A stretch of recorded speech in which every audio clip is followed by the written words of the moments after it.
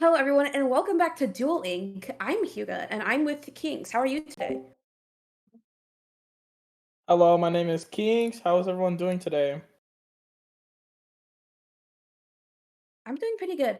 I'm really excited for this. This is my first time commentating for Duel Link, and I'm really excited to see how people will play with just two players and being able to still push up while doing the objective. So I'm really excited to see how they're gonna play. I'm gonna agree that as well. This may not be my first time commentating for Duel Links, but I will say though, since this is your first time commentating, there's like a lot of interesting plays that teams do here in Duel Links from the last couple of times I commentated before.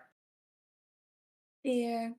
And it looks like the first game is gonna be on Tower Control Sturgeon. I'm really I'm really interested. Oh my Right. god. So I currently, we're gonna be waiting for all the teams to get ready as well as for the streamer. So it's gonna give us a little moment to just quickly set up. But for the first round, it's gonna be Tar Control on Sturgeon Shipyard, Splat Zones on Manta Maria, and third and finally it's gonna be Tower Control again on Undertow Spillway.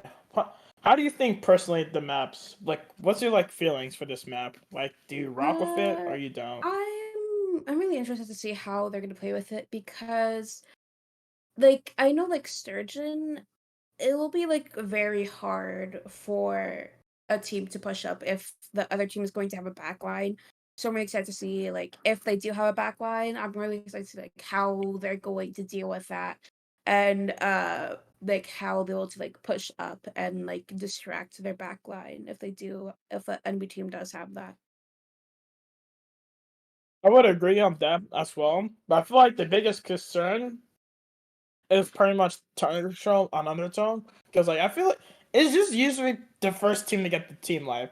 It's like usually the way how Undertone is for like Tower Control is usually the first one to like reach the tower Mhm. and it's like whoever gets the team life first, they have like a huge head start because the checkpoint is really close to the center of the map. So that's like at least one checkpoint down. And if the other team does happen to get lucky against a team up against the people that's on tower, they could also get past the first checkpoint as well. So they're gonna be stuck on that second checkpoint for a while. Yeah, it's gonna be very back and forth because you basically have to get wipeouts just to be able to get points in since it's a 2v2, since you don't have the teammates to support and push up. So I'm really excited to see how they're going to play on this map. I would say so as well for myself.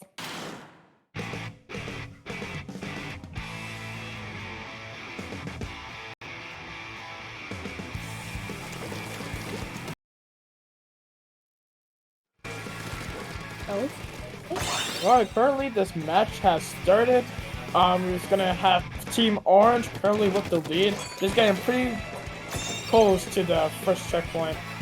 I'm really excited to see how they're gonna play because they have an auto scan mini spratling, and I absolutely love mini spratling. So I'm really excited to see what they're gonna do this match and how they're gonna be able to use their kit. And it looks like the only team already has a really big lead. And if they're able to defend, they'll definitely be able to just keep this win for themselves. And it looks like the competition is going to just be setting up into mid and pushing up, making sure that they can get that point. But okay, a quick wipeout to be able to get a lead. Looks like their splash goes down. This is definitely really bad for the Zimmy. Have to be forced into a 1v2, which is really hard with Zimmy's kit due to it being a very supportive weapon. It's like a splash. Once again goes down, the orange team is going to be pushing up again and immediately getting on tower, able to push up. The teams are going down. This is going to be a really back and forth match. I can already tell. Both the people on one team are going down. Now, this is a really good chance for that other team to get in and get as many kills as they can. Yeah, I would agree as that as well, considering they did just got that knockout not too long ago. But because of the Nautilus is really deadly on the tower, considering it pretty much has the range, and considering the recent buff was giving increased fire rate, the moment you get shot, it's game over by the Nautilus, unless you get lucky.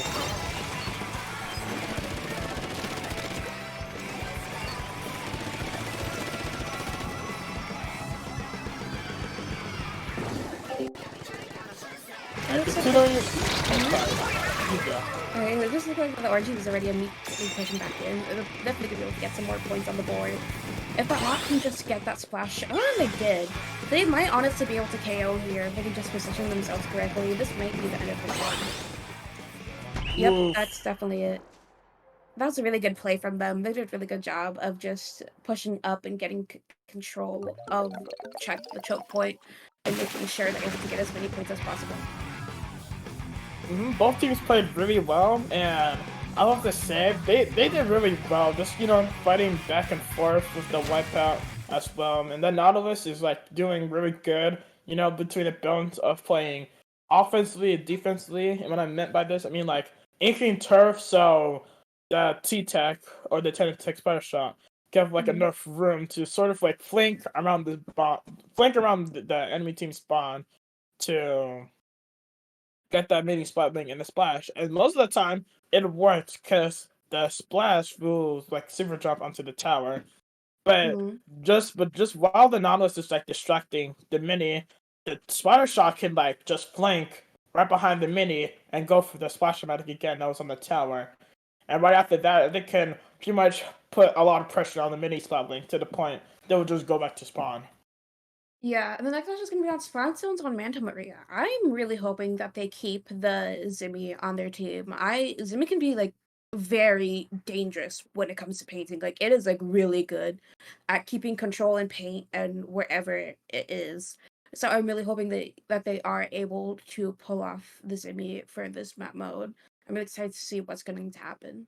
I hope so as well. But I feel like even if that mini does happen to switch off, there's a good chance they could probably play backline on this map, because this map is really pretty much like a huge backline map. I'll say I usually every time I play X battles, I always see at least when I'm playing backline. But considering this is a 2v2, I wouldn't probably see a backline. There most likely could be one, but like having a backline in this map is like really needed.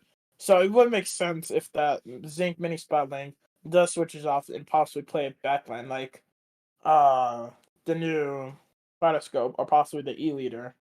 Yeah, Or maybe even Hydra, most likely, if he wants to keep up with the Splatling gameplay. Yeah, just having like a long range weapon will be very good for Manta. So I won't be surprised if they do switch off to something that allows them to have longer range. I'm gonna assume that they're also gonna keep their splashes, but I'm gonna hope that they do switch to Neo Splash since Strike just is better than Crab on Manta. And also I don't see Neo Splash like as much during stream, so I think it'd be just more fun. And I think I'd really enjoy seeing a Neo Splash. So I really do hope that they do pull it out. I think so. I think the same way as well. So currently, we are just waiting for both teams to just get ready and just trying to figure out the best weapons they could use, especially on this map in Manta Maria. Because Manta Maria is like a small map, so like everyone's gonna be really close corners, and it's like this map is like a huge possibility of getting spawn camped most likely if you're playing Rainmaker or even Tower Control, for example, or even Clan Blitz as well. Spot zones, you really wouldn't want to do that because you just want to sit in the zones, just keep playing mid the whole game. Yeah, and it looks like the match is going to be starting with a Luna Blaster, which that's a very interesting pick. I'm really excited to see how they're going to play with that, since it doesn't paint as much as other two weapons, though as long as it can keep the other team like away from the zone, it can be very beneficial. It looks like the blue team immediately has both zones, and they're just getting a good control of mid and like setting up to like pull the other team on the into their base. He's going to be going ahead, popping that crab tank, just going against that T-Tech. That crab tank did manage to take out that T-Tech. Luna Blaster is going to be getting picked off by that Nautilus. Nautilus could possibly get a double kill. That Nautilus gets the double kill on the spot zone and gets a 2v1. The pink team does have a chance if possibly both teammates do happen to get the special. It's Luna Blaster Neo as opposite, but unfortunately that's going to be stopped quickly by that Nautilus. It's like I said, it's like the moment the team, whichever team, it's like has the zone, it's most likely game over. Unless you have like an ult or someone that's able to push around quickly. And like we saw there, the Neo uses their Fizz Bomb to stop the zone, but unfortunately it's going to be a wipeout. Unless P team is able to quickly get to the zone to at least stop the counter while having to face the Nautilus at the same time, unfortunately it's just not possible. And we're going to be moving on, P team is going to be taking the win.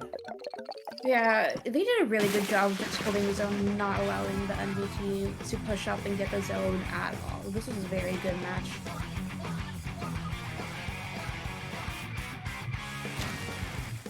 And the next match will be Tower Control on Undertow. I am really excited to see how they're going to play on this again, because this is also a very backline preference map. So, I believe we might be moving on to round 2, as they could. Oh, wait, is it I believe Baby Got Splat is the winner of round 1. Yeah. All right. Yeah. Well, that was really good. First set. That was really nice. Yep. I will agree. It was pretty nice.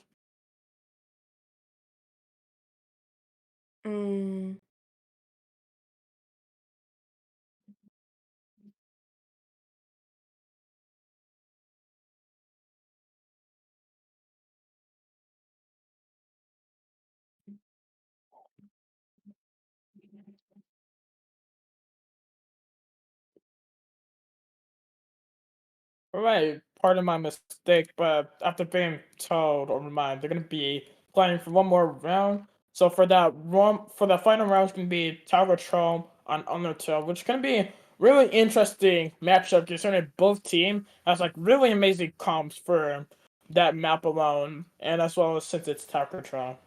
I would hope they would keep that Luna Blaster, because Blaster can be really good for tower control and stopping the enemy team from being able to sit on the towers safely.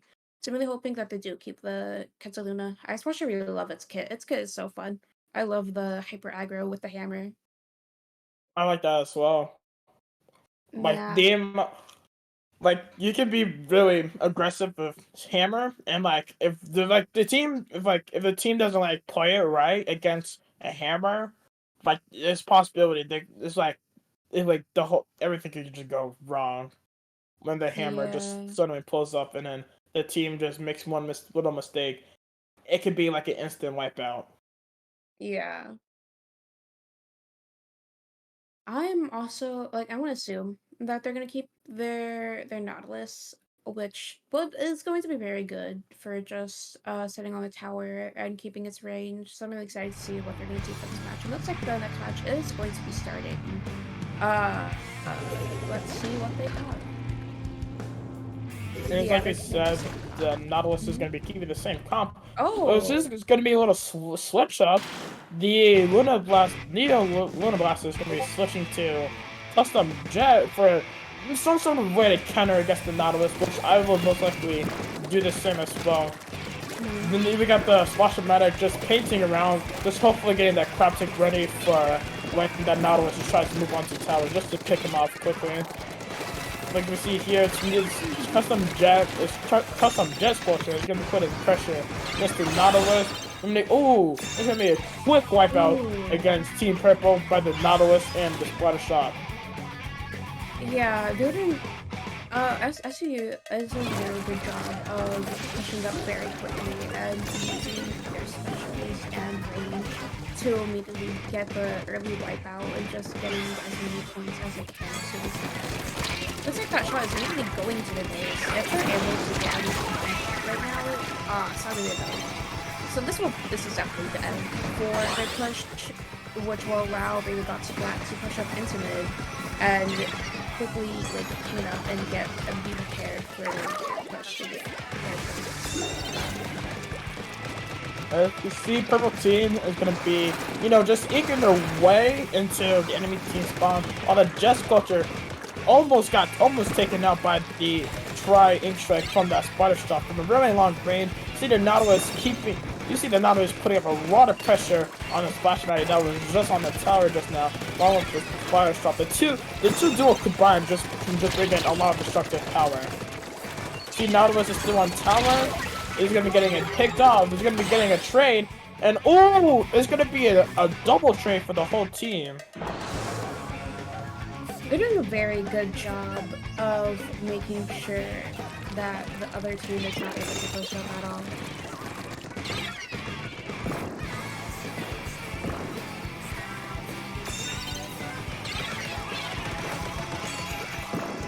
Looks like they're just pushing up and just holding mid. Neither of them are able to push up and get any points so far. It's a very back and forth match, and looks like SSU is just going to be pushing up and probably getting that Jet Sculpture. Maybe they can jump out, because them staying up alive is going to be very important to have a long range. Oh, looks like both teams on SSU is going down. This will be Baby Dot's last chance to push up and get as many points as they can. Hopefully they can get the lead in this. Maybe this is the only opportunity Baby Got Splats could most likely just try to get in a couple points while they manage to knock that wipeout against the Nautilus. With a Splash Dramatic just, taking in most of the distraction from Team Yellow, the Jet Scorcher is going to be getting a pick off from that Nautilus, kind of rushing into the tower about this Spider Shot. It's just trying to lead away the Jet Scorcher to hopefully lure them closer. That did unfortunately work on against the Splash Dramatic. The Mansion got killed, and it's going to be a wipeout against Baby Got Splash, while SSU is going to be taking back the tower. I'm going to try to quickly just ink the zone. Not ink the zone, ink the map. They're going to try to ink the map. And Baby Got Splat is going to once again, experience another wipeout. Both Blushholes have been deployed. This is the only opportunity SSU this is the only opportunity Baby Got Splat. But hopefully return the tower from the final checkpoint before SSU tries to take the checkpoint. Unfortunately, there's going to be another team wipe. Baby Got Splat is not able to take the tower in time before it's too late. And Baby Got Splat will be taking in the win from round 1. We'll be moving on to round 2. Good games on both teams. SSU did a really good job of pushing up whenever they needed to, and they did a really good job of coordination. This was a really good set.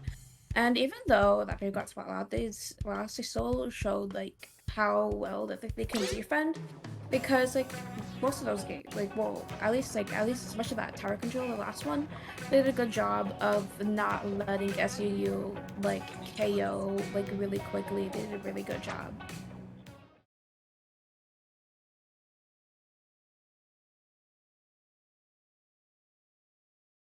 And now we're gonna be going on to set 2. So I'll see you then.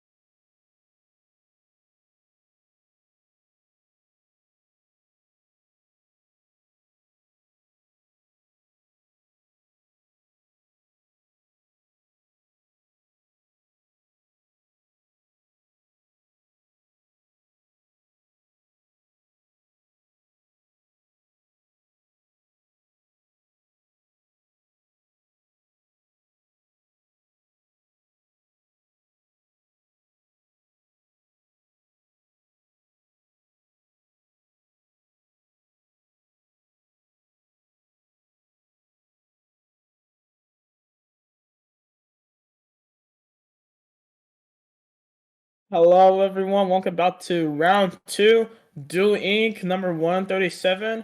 Currently, we got Team Idiot 1 and Idiot 2 versus Whoops. Why is this the longest team name I've ever seen on Battlefly? Is this some sort of joke? Of course, they also have a cat POP like every other pickup team in existence. Mm, this is a very interesting team name. Yeah. Um, but the first round for the set will be Spatzos on Mahi Mahi.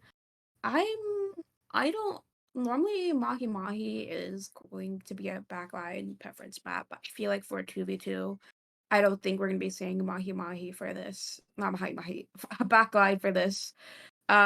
Because of how small it is and how easy it is to lock out the enemy team. Looks like the match is going to be starting. They have a machine and splash and a charger and gal. Okay. The Firefig will be very good for holding because of its strikes and walls. I'm excited to see how they're going to play. I would agree with that as well. But with that slot machine, they're able to put up a lot of pressure against the guy like we see right now. And the way he's usually shooting against the charger like we see just there, he was able to push down to the charger just right in front of the splash-o-matic. But we see he almost did the same to the Gal, but unfortunately that Gal's not getting that wipeout against the two of them, getting the zone. Now it's usually up to Ziluk to try to put up pressure, but because of that charger, and they manage to get to zone, usually first round, it's going to be, the Sauce Machine is going to be having a little difficult time just trying to reach the zone. A Booyah Bomb is going to be help just displace that charger. Ziluk is able to just sneak around from either side he could, and like I said, he's going to take out that charger as well as the Gal. Unfortunately, that Gal is going to get that double kill. He's going to get the second wipeout against Team Idiot 1 and Idiot 2, causing that same team to just go back to step 1 on trying to recover from they did from the beginning of the match. The penalty is going to be over, and the punches may continue resuming for Team Whoops. That Gal is going to be taking out the Splash-O-Matic from the top, and they'd have it again, second wipeout in a row against Team Idiot 1 and 2. That charger is now going to be in place in the high ground, just making it a little more easier to hopefully snipe the team, just displacing both of them in general, just put them up between the Gal, so the Gal wouldn't have to like possibly deal with a 2v2. That Surprise Strike is going to possibly help with the zone, like I said, it helped. But that Booyah Bomb is going to sort of retaliate a little bit, but just get inking a little bit of the zone. Slash Machine Slash Machine gets sniped by the ZF SWAT Charger, and unfortunately, Team Idiot would not be, Idiot 1, Idiot 2, would not be having enough time to just eat the zone. Unfortunately, it gets from Team Whoops. Maybe taking in the point is going to be currently 0-1. Whoops did a very good job of just holding zone and not allowing Idiot 1 and Idiot 2 to push up whatsoever. And I don't think they actually got zone at all. They did a very good job of just holding and coordinating their specials. Though, even though Whoops did lose out, they still did a good job of getting the picks that they needed. They just got very unlucky and could not take the zone. That's true. It is mainly because of the Gal. Like, it's mainly because of the Gal that was like able to put, just sort of like retaliate under pressure against the Gal, because it's usually you can put up a lot of pressure while you're using Slash Machine, but like the moment you run out of ink, the other team can like easily retaliate and then just like quickly just take out that Slash Machine, or even get another pick off from another team member that's along with the Slash Machine. And like we saw how the Splash-O-Matic and the Slash Machine, they were grouped up together, but at the moment that Slash Machine ran out of ink a couple times, because it's a heavy ink guzzler because of its recent nerf. That the Gal is able to retaliate pretty easily and managed to take out both teams. They managed to take out both Ziluk and Jody at least 2 or 3 times, like we saw. Also, that Charger did a really good job of positioning himself and spacing out the other team and not letting them get in like anywhere near them at all. And they just did a very good job of using their specials and pushing up with that gal. I would say that as well, because the way I would say that as well, because the Charger did like a really good job, just displacing the both teams for the Gal, so we wouldn't have to like deal with a 2v1 with the Splash-O-Matic and the Sloshing, while the Sloshing machine will be taking up most of the offense. If the Sloshing does get taken out, the Splash-O-Matic can then again come in for the trade, revert for this charger. Can we see now, Zero is going to be switching off from that Sloshing machine. They're only playing a Gal, so it looks like it's going to be a 1v1 matchup, Gal versus Gal. Maybe he's ready for some action, maybe he's ready for some revenge against Whoops, Gal gameplay like we saw on Manta Maria. Not Manta Maria. On the Ink. I forgot the map name, but on the previous map. Currently, Mahi. It was Mahi, yeah. Currently we see Zilu just locking in, just quickly just assassinating the Gal from Team Whoops. That Splash-O-Matic is going to be getting, but that Charger is going to be getting a trade-off against that Splash-O-Matic after getting the kill off of Ziluk. Both Ziluk and Sam will be getting a trade off. Now it's just up to the Splash-O-Matic to hopefully lead in the tower while also using the movement capabilities that they have with the weapon. If that weapon has like the best mobility you could possibly have. No! Unfortunately, gonna get sniped while in the middle of a crafting from the Charger, but Zila managed to get the trade-off from the Charger, pushing in heavily into the spawn, gets pushed in back to the Charger, Charger uses his movement, and unfortunately, Zila just has fast reaction timing, is able to take out that Charger. They're now going to be moving on into checkpoint 1, Team Idiot against Team Whoops. Team Whoops does have to rely on the Charger a little bit to create spacing, but as you can see, Zila became just a little carelessly trying to at least get a pick up, but unfortunately, both specials were pretty much on him. It's just pretty much just up to this Splash-O-Matic to just deal getting points in for the team. Yeah, it looks like Whoops is now pushing in, getting really nice picks, allowing them to immediately get into the first checkpoint. It is very possible that they are able to get leads. It looks like they're unaware of where the enemy splash is. Oh, it looks like they did jump out. But if they're able to get into their plat, which it looks like okay, got a really nice wipe out, and definitely is literally took lead right here. If they're able to keep control of the enemy bats and these bats, then they'll definitely be able to take the world kill very soon. That Charger getting really nice picks. That Charger is like really aware of where the enemy team is and getting the necessary picks just to keep going. And this may be it for the game. Yeah. They did a very good job of just taking that back and like pushing in very quickly. That was a very nice job for Looks. And then Idiot 182 had a very nice beginning push.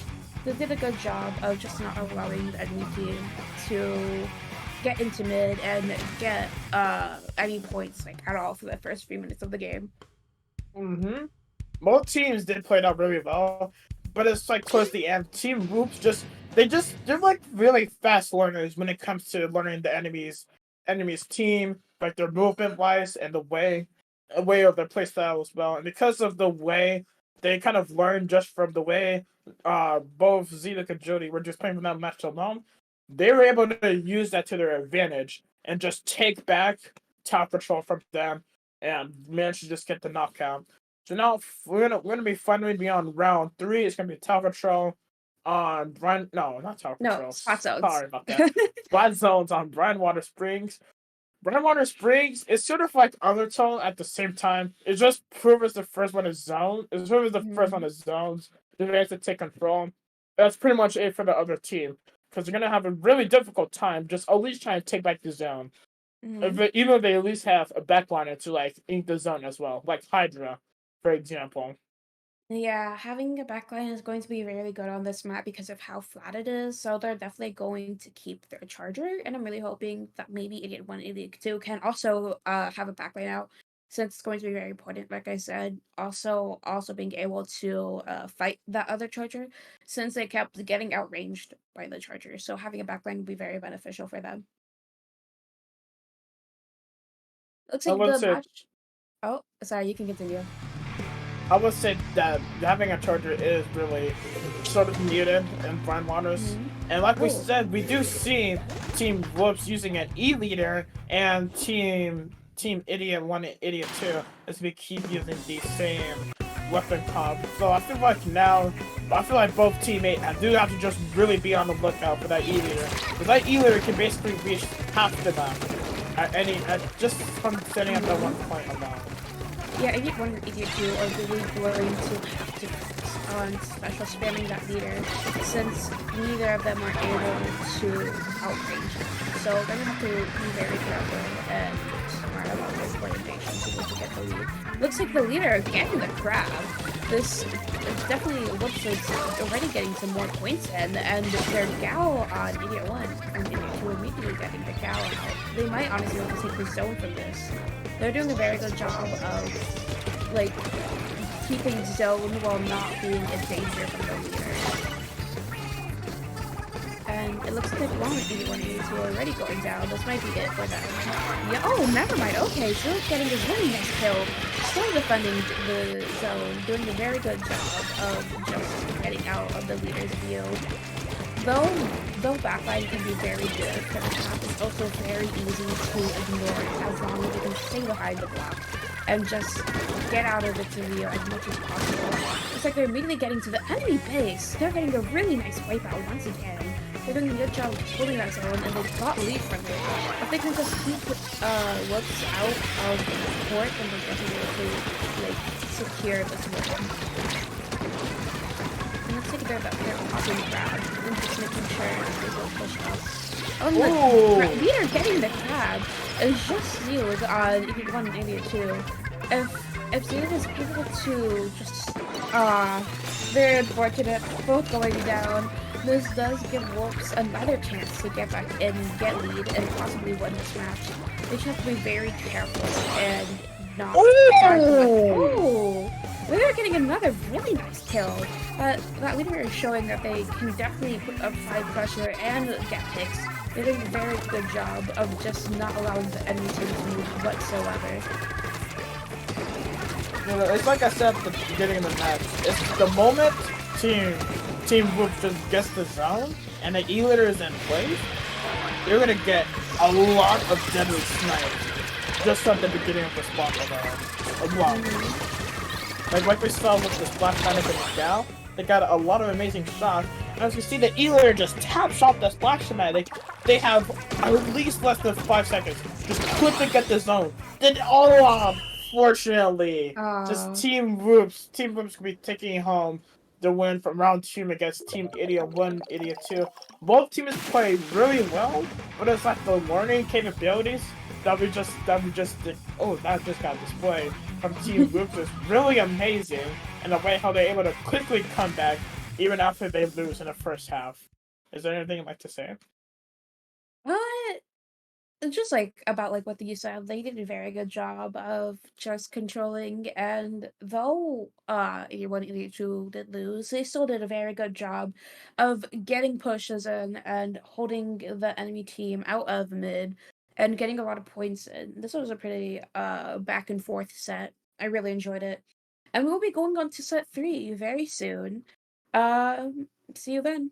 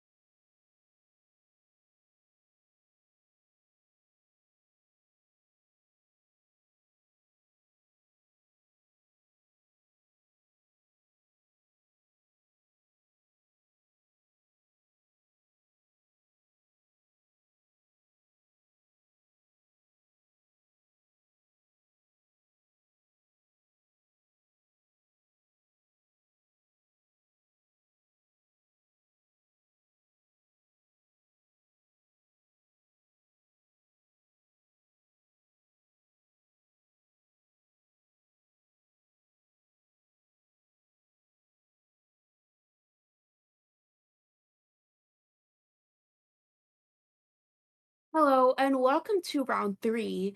Uh, in this round, it'll be Calo Calamari versus. Oh, so one of our commentators isn't here right now. Um, well, it'll be Calo Calamari versus Dual Idiots, and the first round is gonna be Tower Control and Eel Tail. I'm really excited to see how they're gonna play on uh this map mode, since Tail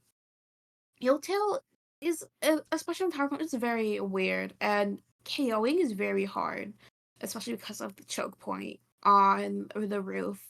So I'm really excited to see how they're gonna play for this. I'm wondering if they're gonna have a backline for here, because like it can be very good, but also very hard to have a backline on this map for especially tower control.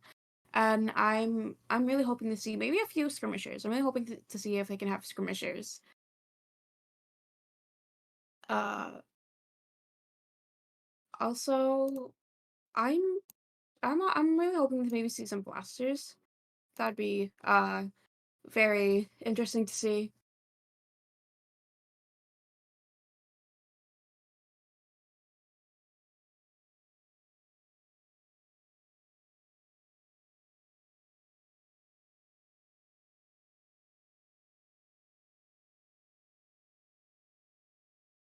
Hello? Hello. Hey, okay. So Kings is out and I'm in. So hello. Yeah. Hi. It looks like the match is going to be starting. Oh boy, I Um. get the Oh, crack on. Okay, I'm actually really interested by that. And a so wipe on and that. rapid. Yep. Okay. It's gonna be a wild match right now with the Mhm. Neo Splash and the Crack on. We're gonna see both hit the weak side Yeah, this is definitely be a really interesting match. I absolutely love the comps that they chose for this, and Viper and Rocket being very hard to defend against, especially for commentators. I'm really excited to see how they're gonna do. Looks like they're immediately popping strikes. Ooh, Oh, why and did the he's Viper hunted going down. down? And Uh-huh. Echo's taking control of Tower.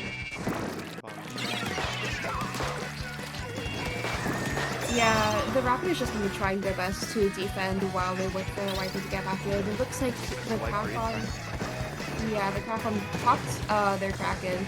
They couldn't get the kill, but they did distract and force the Rapid to pop their inkjet, so now they won't be able to have it when they push up. but at least they still have the ultra. Save for Mhm. both. Yeah. It looks like, oh, okay. Ultimate goes down immediately. Yeah, they're just immediately setting up and preparing to push back in. And to get as many points of the Wiper going down, that is actually really good for them. So now they only have to worry about the Rapid. Rapid popping Inkjet, getting the splash. And they also have Kraken on tower, which is gonna Yeah, that Kraken pop is actually really smart because of their teammate being dead. Just popping that Kraken to get the lead was a very good idea, just so they can secure that. be So wipe they out. both go down, so now they just have to hurry up and get back in, be prepared to defend. Basically because of their beacon, they can really get back in and get into a spot to get the Wiper out. See that Kraken? Waiting. Ooh. Oh, a wipe out by the Krakon. Never seen Yeah. that. Now, Cardinal did a very good job of immediately being prepared for them to push up and stopping their push as soon as they got like anywhere near Yeah, that ramp. they figured Yeah. Oh, that Neo getting hit with that strike. and Oh, another wipeout. they're doing a very good job of just focusing on the objective and making sure that they're not letting the enemy team like, get anywhere near the tower and not getting any chance to I'll tell you this, they're not letting Mhm. a lot of dribbling tricks. Beacon right next to the tower. I don't know if they're going to see that, but oh, another Oh. wipeout. Thanks to the Krakon. The Krakon is really Mhm. cracking. Yeah. Oh, Beacon goes down, but Sukuna also goes down. And Neo Slash takes the high ground while this Rapid goes down. Oh. Another wipeout. They're doing a very good job with coordination. And this is probably it. Yeah. Yep, That this was is a the very final nice push, match. and that was a very good match. Very, very nice to Mhm. see. I liked all the crack on roller plays. I felt like he really did well. Did well. I really liked Yeah, I absolutely love Crack on Roller. It's one of my favorite weapons. I'm really glad that there is actually someone playing it right now. So I'm really excited to compensate that. it. Then the Yay! next match will be Splatstones on Sturgeon Shipyard. I'm really hoping that they do keep that crack on, though it is fair if they do switch out since it's like Roller is good for Sturgeon, though they can't benefit that much as like the other rollers with Kraken for zones. So though they are if they are able to just keep uh the enemy team out of mid, it will be very beneficial. That is very true. Also, if they do keep that Neo Splash, it will be very easy to take control Mm-hmm. of zone. Since the zone is very small, it's on top of a bridge, so a quick Yeah. strike should be able to take care of it. Yeah, Neosplash is like really good at just keeping paint. Definitely like one of the best painters of the game. It is my favorite support personally. And I'm also really hoping that they do that the other team does have like a comp similar to Rapid and Wiper because those two weapons can pair up very well. They can And definitely take charge and control very easily yeah, of mid or wherever they're fighting, really. yeah, it'll especially be very good for zones since all they have to do is just sit in the mid and sit in mid. And if they do have a long range comp like that, they'll definitely have a huge advantage when it comes to this map mode. It's going to be a very hard fought battle, especially with what Hmm. we just saw with the Drapid and the Splatana. If they do keep that comp, it's going to be a very interesting matchup. But Hmm. I would like to see maybe a heavy Splatling, just a little Oh yeah. thing, because they Heavy can is take very control. good. Yep. Yeah, Look at Heavy's that really X good on squash. this map. Hmm. Oh, here we go again.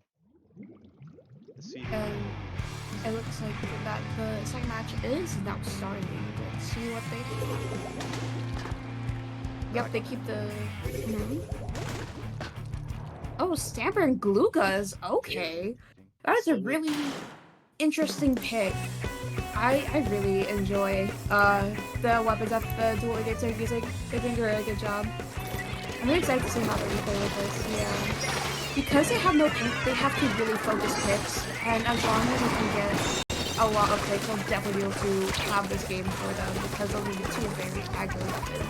Looks like the Guga's immediately going down and the oh, Stamper going white out down. in the first 30 seconds. Yeah, Kale Kalmari is doing a very good job of just keeping control and not letting the enemy team push up whatsoever.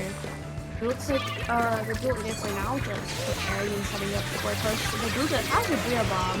The simply does go down. They honestly they might be able to go. I don't think they're able to push up. They're gonna have to definitely wait for their Stamper to get back in there. Yeah. Oh, Hard. okay. Starting to fight. Oh, it's another wipeout. Yeah. If blue doesn't really use that position, Mhm. base, so Yeah. Oh. completely Oh wiped. my god, damn. Another one, a back-to-back wipeout ends the game. Yeah, that Kragon did a very good job of like getting the necessary picks it needed and had a really nice double in the end with its Kraken. I felt And like that's that was like probably the deal breaker. If that Kraken yeah. failed, then it probably would have. Yeah. The next match will now be on Tower Control on Hagglefish. I'm going to assume that they're going to keep the Kraken and Splash Neo since both they're both really good for If it works HTC for and if on it works Haggle. for if it Hmm. works for Eagle Tail, it'll work for Haggle. Yeah. That's what I always say. I'm going to assume that the dual idiots are going to go back to at least rapid because it can be very good for tower. Or at least I'm hoping that they do keep some type of blaster. Uh, They most I likely will, mhm, because they did have Drapid in their last comp, which I mean, yeah. well for them. The Drapid really did work a lot, Mhm. but I don't know. Maybe they'll switch up to like Clash Blaster or something. Who knows? Yeah, I'm really hoping that they do keep the Glugas over Wiper because I feel like Glugas can be very good for TC, especially it's really good on Hagglefish because of its flat map. And if they're just able to throw their wall like every time that they push up, then they'll definitely be able to get both the people on the enemy team at once. Looking very good for this map. That is very true. I would like to personally see Glugas because I don't really see Glugas a lot Hmm. in tower control, especially with the splash wall and the Booyah Bomb. You'd think it's a Yeah, match set in heaven, but I don't really think so. yeah. Maybe Glugas will pull out something out of their like secret pocket, but Hmm. we'll just have to see. Yep.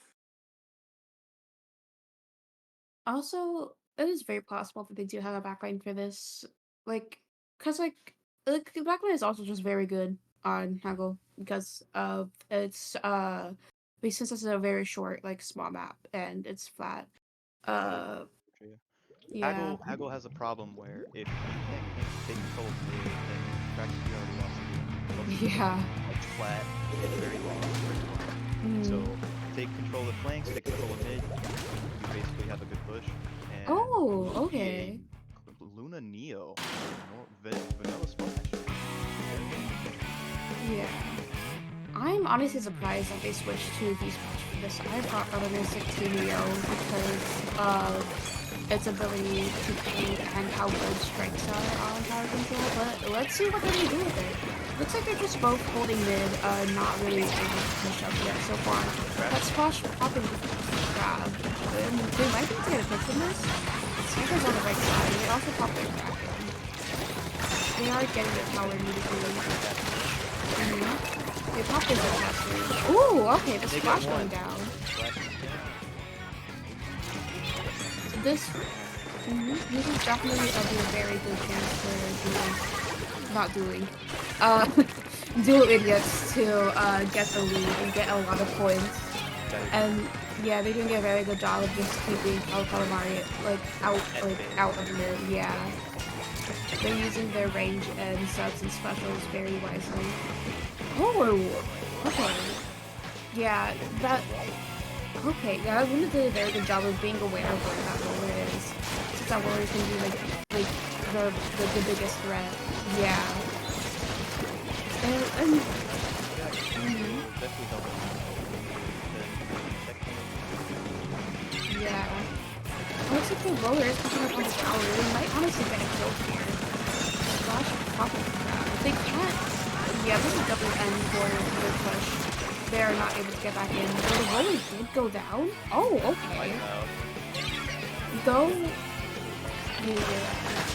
Because the tower backed up a lot, the push can still end very quickly, and the Stanford going down, feeding a bit too much, that's definitely it before Dual Idiot's push. But though now Calamari has to get back in, get that lead, as long as we can get the picks that they need, and the crack on going down to Stam. Ooh. And the splash getting Luna, it's just that crab in the Stamper. This, honestly, it could go either way for that. Oh, okay, the Stamper going down. That was a very nice pick from the crab.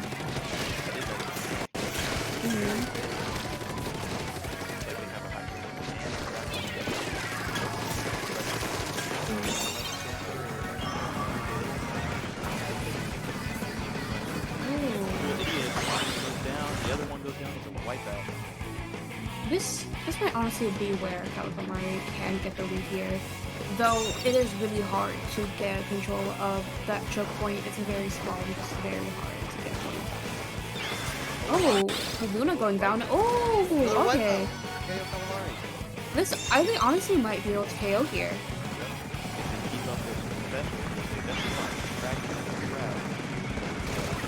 Oh, yeah. That was a very good game from Calamari. They did a really good job of forcing the enemy team to feed into them. And that roller did a good job of just positioning and sharking. That was a very nice set. Though though the Dual Idiots lost, they did a very good job of pushing up and getting the lead like a lot. Like that was a very back and forth set. They did It very was a really good. good back and forth set. Mm-hmm. I felt like if maybe the Neo and the Stamper capitalized a little bit more on the paint side of things, they probably would have Mm-hmm. taken it. But that Crab and the Kraken happens all the time where they just take up space and they start killing, and then that's game over. Yeah. Though that is the end of round 3. So we will now be going into round 4 very soon, and we will see you soon.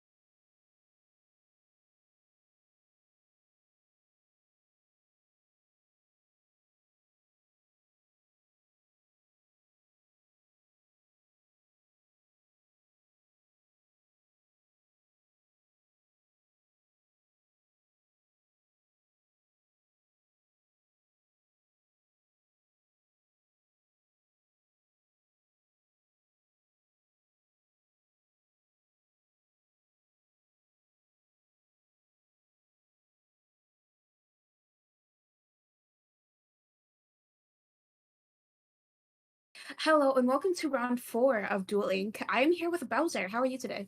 I'm doing good. I'm having a really good time with the Duel Link tournament. How are Mm-hmm. you? I'm pretty good. I'm really excited for this one. So for this set is going to start on Spot Zone's Flounder Heights. So I really like Flounder Heights, and Spot Zones is definitely one of my favorite modes on there.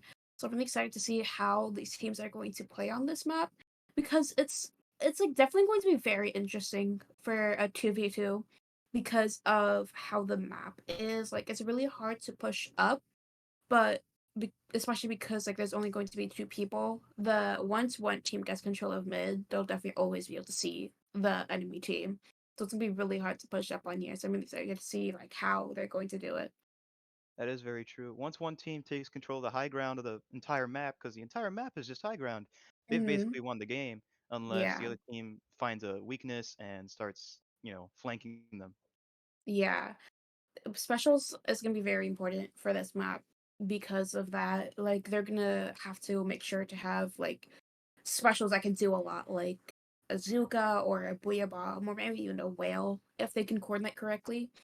And I'm honestly really hoping to maybe see a backline because having a backline will be very good for just making sure the enemy team can't push back into mid. Like maybe like an Explo or a Charger, a leader or a Stringer. That's true. Me personally, I don't know.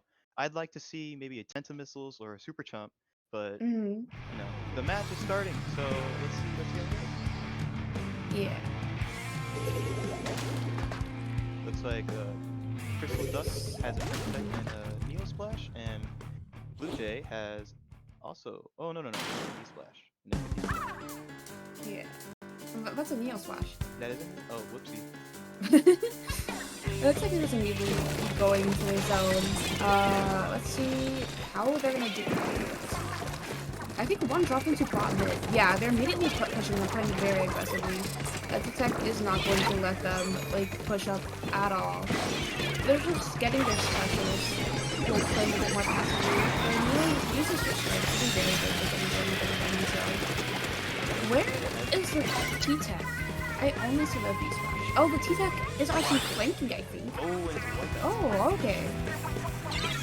I cannot see the T-Tech the entire time. Though, Blue Jay did a good job of just, like making sure to get control of the enemy zone. Especially with that 52 guy. Yeah. It looks like... Uh-huh. Yeah, it looks like they're gonna start making a push with the T-Tech and the Neo Splash. We don't really see the T-Tech, but he does jump in and be a trap tank. And Ooh. another wipeout. Yeah, Blue Jay's doing a very good job just in making sure, like what we said, like making sure that they can't get into mid. But they're being very aware of where every team is and just not letting them push up at all. Like, that was doing really good. Oh my god. Yeah, very nice trade from them. That team's definitely going down. They forced Crystal Ducks into a very dangerous spot for them. And the spot just like waited for them and managed to get that last pick. And that game goes to Blue Jays. They did a very good job that round. I feel like Crystal Ducks definitely could have done way more, but Hmm. with the tools that they were limited to, and they didn't really have as much high ground as Blue Jays could, and as much control of them, they just flopped over and they didn't get any pushes in. Yeah, it's really hard in Thunder Heights. The Hmm. next map is going to be Tower Control and Manta Maria.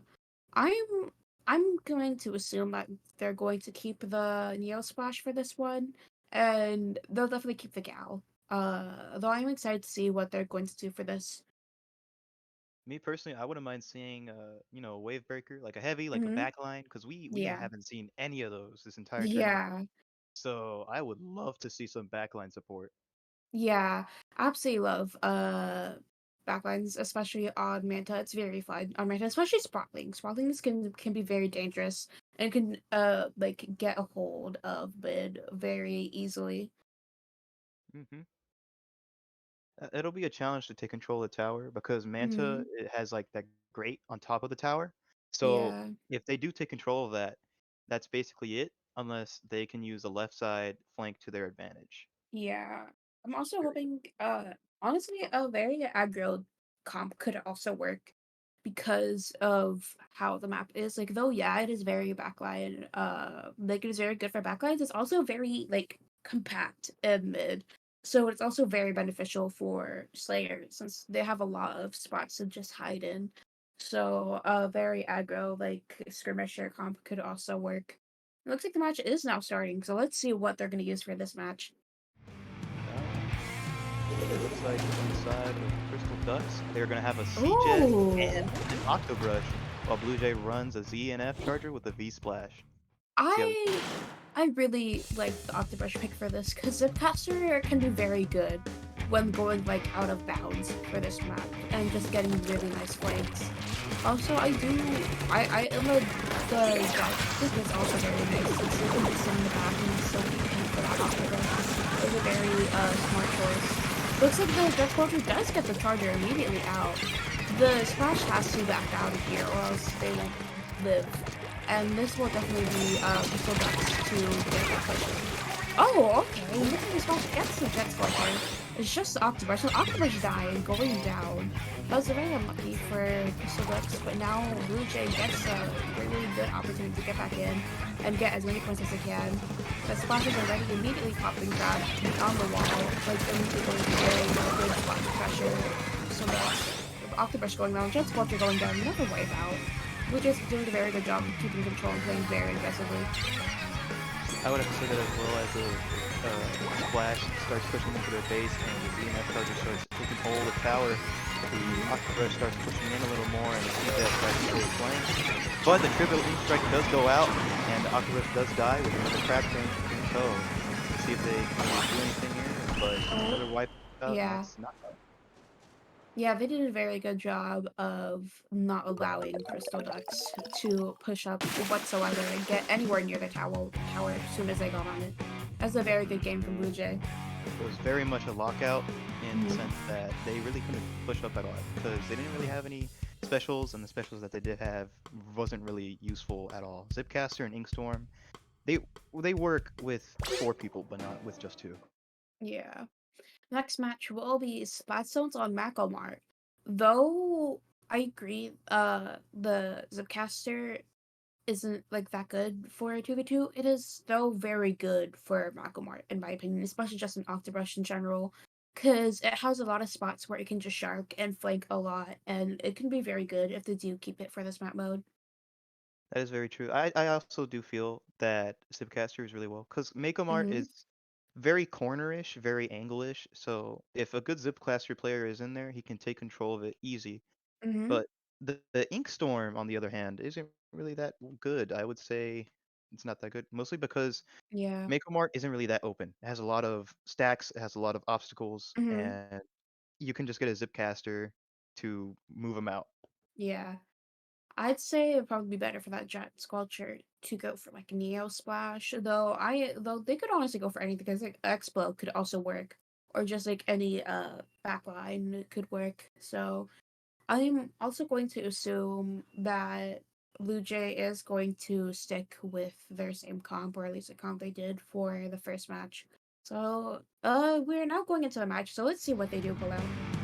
Alright, well, on the side of Crystal Ducks, we have a 52 gal and a V-Splash, while Blue Jay is running a Tri-Stringer, Oh, very okay. new, and a V-Splash as well. I'm really excited to see how they're going to play with that Tri-Stringer because Stringer in my opinion is definitely like one of the best, possibly the best backline because it has a lot of range, it doesn't take too long to charge, and its roll shot can be very good, especially on map because of how it's not that flat of a map. It looks like the splash immediately goes down on Blue Jay. And now Crystal Ducks immediately has mid, which will be very good for them. They just have to get zone, and as long as they can lock Blue Jay out, then they'll definitely be able to KO. It did look like they're doing that, though, as a crab tank comes out. I was like, the Tri-Stringer is locking them out, but as you can see, one of them is flanking the Tri-Stringer, and the crab tank is freaking up. For people to come in and Yeah, it looks like Blue Jay are now pushing up with Purple Brown. They're trying their hardest to get back into mid, although it is really hard when it's just 2 people. You have to be very cautious. Yeah, this flash does go down. It is just a stringer. this could honestly just be it. This could be the end of the match. Blue Jay has been able to just push up into the zone now, but the Gal does go back down. I would It- not count Blue Jay out yet. They do have a lot of Yeah. good opportunities, and they did just take zone. So Yeah, them getting back out was very, very good of them. They just allowed them to get back into zone, and the Splash could not have pushed up by themselves because when it comes to Voodoo, both of the members can be alive. As soon as one dies, then the other one has to back up or just has to defend like as hard as they can. very true. As we see here, the killer whale comes out, so it really does nothing for the squad. As both, the price premium does go down as both crabs are popped, trying to fight for mid, but we do see a wipeout on the side of Blue Jay. So, yeah. Yeah, Blue Jay had a very nice push, and though they couldn't defend it for long, they still did a good job and allowing them to get the picks that they needed. One flank, just like not like where the Gal was, and the Gal wasn't there. They were like pushing up like that, and they might get the zone back. It's just a 1v1 against the Splash and the Gal, and Splash does get the kill. They are getting the zone from this. This direction, we just need to get back in as soon as we can, and they can definitely hold this. They do have that on the base and the Splash going down. It's just the Gal. They honestly might die. It does look like this is fine. Ooh. They Very trade. nice. Yeah, that was very nice from that Splash. It's just wait, okay, so it's just a Strike Finger versus that Splash. The Splash Blue Jay isn't flipping back and leads to a trade. Though they died, like as soon as they jumped, so that was good. Sadly this yeah, Blue Jay sadly, does take advantage of the price ring. yeah, this one sadly went down. And we were very close to getting that lead, though sadly we couldn't get that down. We're probably seeing a good push, and now let's see how they're going to get that zone back. It does look like the Beam Splash and the price ring are turning in up more. The crab being charged up. And the killer whales are starting to come out. And the crab looks get popped. We got Mike and Blue. Okay, we just have to get that Splash. And they popped our crab, honestly. Okay, they got stunned. Okay, it's just a 1v1 now. The Splash just has to get, I don't think they'll be able to get settled. Since they're just changing over the Gal. The Gal does get the Splash. So I just have to too focused on trying to get zone rather than what the Gal does. And the Gal took advantage of that. And now it's just a screen barrier, but I don't think it's very long. Yeah. It does look like the price ring is trying to dodge with the Blue Gal. Blue Gal is set on your sights and you can't run away from it. Yeah. It's inevitable. Crystal Ducks just has to hold the like possible. As long as they can get the necessary picks, they'll definitely be able to secure this win. Though Blue Jay just has to be very careful, like about peeking and getting picks, and positioning themselves in the correct spots to allow them to get the lead. If the Splash wins at 1v2, oh my god. Man. They did a really good job there. Now they just have to play passively, just defend as hard as they can and not allow Silver to push up at all. Because the Splash is immediately running into the Price Finger. They have to be very careful here. But once the Price Finger goes down, it will basically clear. They do have the crab. Oh! Very, very nice, Blue Jay. They're actually going to get this game back. They get the lead. That was a very nice first move. That underdog story. Yeah. Yeah, it looks like that they won. That was very nice from Blue Jay. And Crystal Ducks did a very good job of just keeping control and not allowing Blue Jay to push up at all for that entire match. It was a good job. Especially with that first push in the start of the game. I was definitely not counting on Blue Jay to take it back, but you know, through grit and blood and sweat and tears, here they are, winning the third game. Yeah, and that is now the end of round 4. And we'll be going into round 5 very soon. See you soon.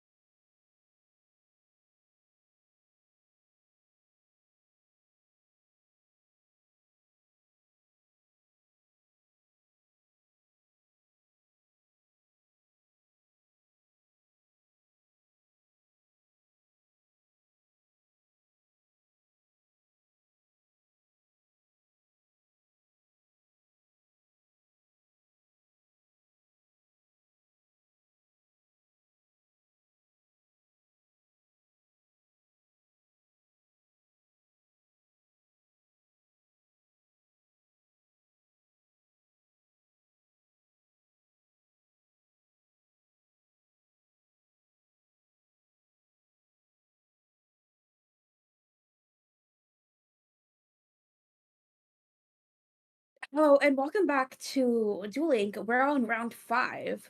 To, for this round, we're gonna have Woomy Kambumi versus Fizzy Fishies. And the first game will be on Terracon on Museum. So I'm really excited to see what they're gonna do for this. I'm definitely expecting to see some type of long range weapon because of how like flat the map is. What about you, Bowser? I'm definitely waiting to see Tenta missiles all around. This Yeah. is this is where the Tenta missiles thrives. Like I've been saying it, nobody's been listening. But definitely saying that if Tenta missiles were to be here, then like the game would be over in like 2 seconds flat. Yeah, so real. Uh, I have a though I'm, bias. uh-huh, I have a bias towards Tenta uh-huh. missiles. Did you like this? Do you like Tenta missiles? Yep, a lot. Okay. Then if you're gonna have a bias, I'm gonna have a bias. I want there to be an aerospray. Mm, Someone an should bring out aerospray. aerospray Yeah, on the I love tower aerospray. control. Yeah. But yeah, aerospray can actually be really good. Or if someone actually knows how to play aggro aerospray, V aerospray could also be good. Interesting. Yeah, Well, we both have biases then. yeah. I want there to be an aerospray. Right But now. Grr. Grr. Oh, okay. uh Whoopsie doodle. Oops. We forgot to put this streamer on spectate. So, um, So we'll just be skipping over this round. Ignore it. yeah. Yep. Going straight to round 2. Spot zones What? on Wahoo World. Yeah. What? Splatzone's on Wahoo World. Yes. Don't know. Uh-huh. Stop. uh, This is the worst zone. no, Yes. no, It's no, either that or mincemeat. But at least mincemeat has some redeeming no. qualities. Mincemeat is worse. No, what? Wahoo Yes. is worse. Wahoo is way No, worse. it's Yes, not. it is. I'm tired of saying it is. It's better. It's You're not. just a hater. I am. I Wow, I hate can't believe anything good. you. Mm, Wow, this is I what can't being a believe comp you. player means. I'm sorry. But I'm a comp player. Oh, I well, I think. mean, I'm Div 11, so I don't really know. Oh, well, no. Well, I'm Div 30. Ouch. Yeah. Sorry. It's okay. You're welcome. Okay. But we're just Back now. on topic. Yeah. We're just waiting for the match to start. But as you saw, that one of the teams actually had Leader and Viper, which I do like the Viper pick. Viper can be really good on Museum, especially on like the right side or like on the drop. Also a Nova. Oh, well, that E-Leader Oh, went away for something way yeah, different. that's probably just so they don't know their comps. But try Slasher, Pro, Machine, and Nova. That's actually very interesting. I really like those picks. I can definitely say I've never seen Nova in a PvP ever, so this is Yeah. very interesting. Like, Killer Whale is definitely going to be a help with the machine. Hmm. Wait, no, whatever. The Yeah. Tri-Slash and the Ford. Because the Ford is definitely going to be taking high ground, so you definitely want him not on it. Yeah. Also, the sensor spam will also be good. Like very good support for the machine, like allowing them to constantly know where, so they can get into the right spot to pressure them and win the 1v2s. Also, it looks like with Rumi is immediately pushing up and like getting a really good early push. Though it looks like the machine does go down and they will be forced to back up. It does look like that as the Nova tries pushing around and starts doing more sensors, but the machine does go down to the hands of the pool. Or is it? Yeah, the Tri-Slash is starting to bring it down. Busy Fishies are getting a really nice early push and getting a really nice amount of points, though it looks like they might because of the machine and the whale being really nicely coordinated. And both of them going down, giving Rumika a really nice chance to push back up and replay in the lead. Very true. Now we're able to see how and does do it with Forge going down. And the Tri-Star is Looks like they're just trying to stall and just force Ruby Kabuki to like not be under threat, which is very good because of the comp they have. They have very good like bounce grab, and their bombs will like apply a lot of pressure. But look at this, it's gonna be a very stally game because of Museum. It's really hard. It's pushed up on here with only 2 people, so they're gonna be going back and forth. Will does go on the Booyah Bomb. Ooh. And the Nova does go down with another Booyah Bomb being popped as takes patience, but the machine does take back. Yeah, that machine. Actually, because of their counter, it was to that last player. I completely forgot how useful it for 2v2s. Because, like, as long as, like, they are aware of one player, they can constantly see the other player. Which is actually very smart. I didn't think of that. And that machine's just, like, applying a lot of pressure on the enemy path, like, allowing them to get the lead, either the Booyah Bomb, pushing them back. Though, sadly, they do go down. This may be the end of the push, though the Nova is just trying to get as many kills as they can. So they are now backing up, and the Fizzy Fishes are just pushing up to mid and preparing for their push. It is like the Fishies are trying to perf up, but the machine and the Nova are applying like continuous pressure with all the points and all the Fizzy Bombs and the machine in general. But the machine does go down and we see a Booyah Bomb pop out. How will the Nova react? This is going to be the rest of their support. This is going to be a push up, and if they lead, I think the Trisasher is struggling with the Nova. They are running them. They did manage to get the Nova. It is now just the machine. As long as they can get the machine out, they'll definitely be able to get the lead in, or at least I'll get on their flat. They do get the machine. They just have to get that Nova out to stop their enemy to get the tower. It looks like one of them is stuck because the tower got in the way. Very unlucky. Bang their head on the tower. Yeah. The forge going down on the machine, and then Tri-Slasher also going down. Machine got a really nice starter. This could possibly be the game, since it is going to be really hard to get that lead, and all they have to do, Lumica Boom has to do is just defend now. As we see, the Nova start using their kill whale. The forge does go down on the machine, and the Nova is harassment with the Booyah Bomb coming out. And starting to pressure Fizzy Fishies back into their base. Yeah, they're just forcing them to not even do the attack, which is a very good choice. Because, like, if they can't leave their flat, then they're not getting it. And they're not getting it. They're going to need a job of forcing them back and defending that tower. Especially less than the clock. Fizzy Fishies really just have to make a big move here. And the Booyah Bomb does go out though, and Machine and Nova are displayed to see if the Tri-Star can take the hit.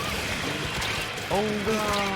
Forge does go down, and the it's over. That was very unlucky. The Tri-Slasher hitting their head on the spinner. If they could have gotten that tower sooner, they honestly might have gone differently. Though who knows? That was still a very good game from both of them. They both had really good pushes and like stalled mid for a very long time, not allowing the other team to get on that tower. But For that's me, much. it definitely was a tug of war between both of them, Yeah. but Umi Kabumi really did have a great push, and that was the end all be all for the entire match. So Yeah, I feel like this is going to be a really back and forth set. The next match is going to be Smackdowns of Hagglefish. I'm hoping that they do keep the Nova and that Fizzy Fishies keeps Tri-Slosher.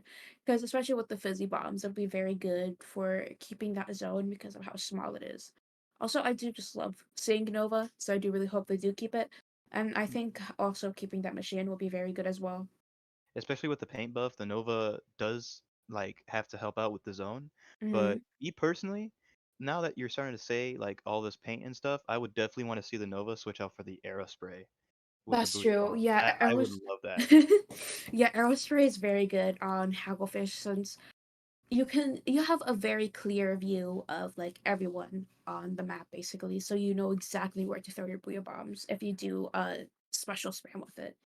hmm That's the one advantageous thing with Booyah Bomb. Without having to, point sensor and alert the other players that, they're being hunted down, you can Hmm. just, just see them from far away, but at Yeah. the cost of being very vulnerable after said. Booyah Bomb.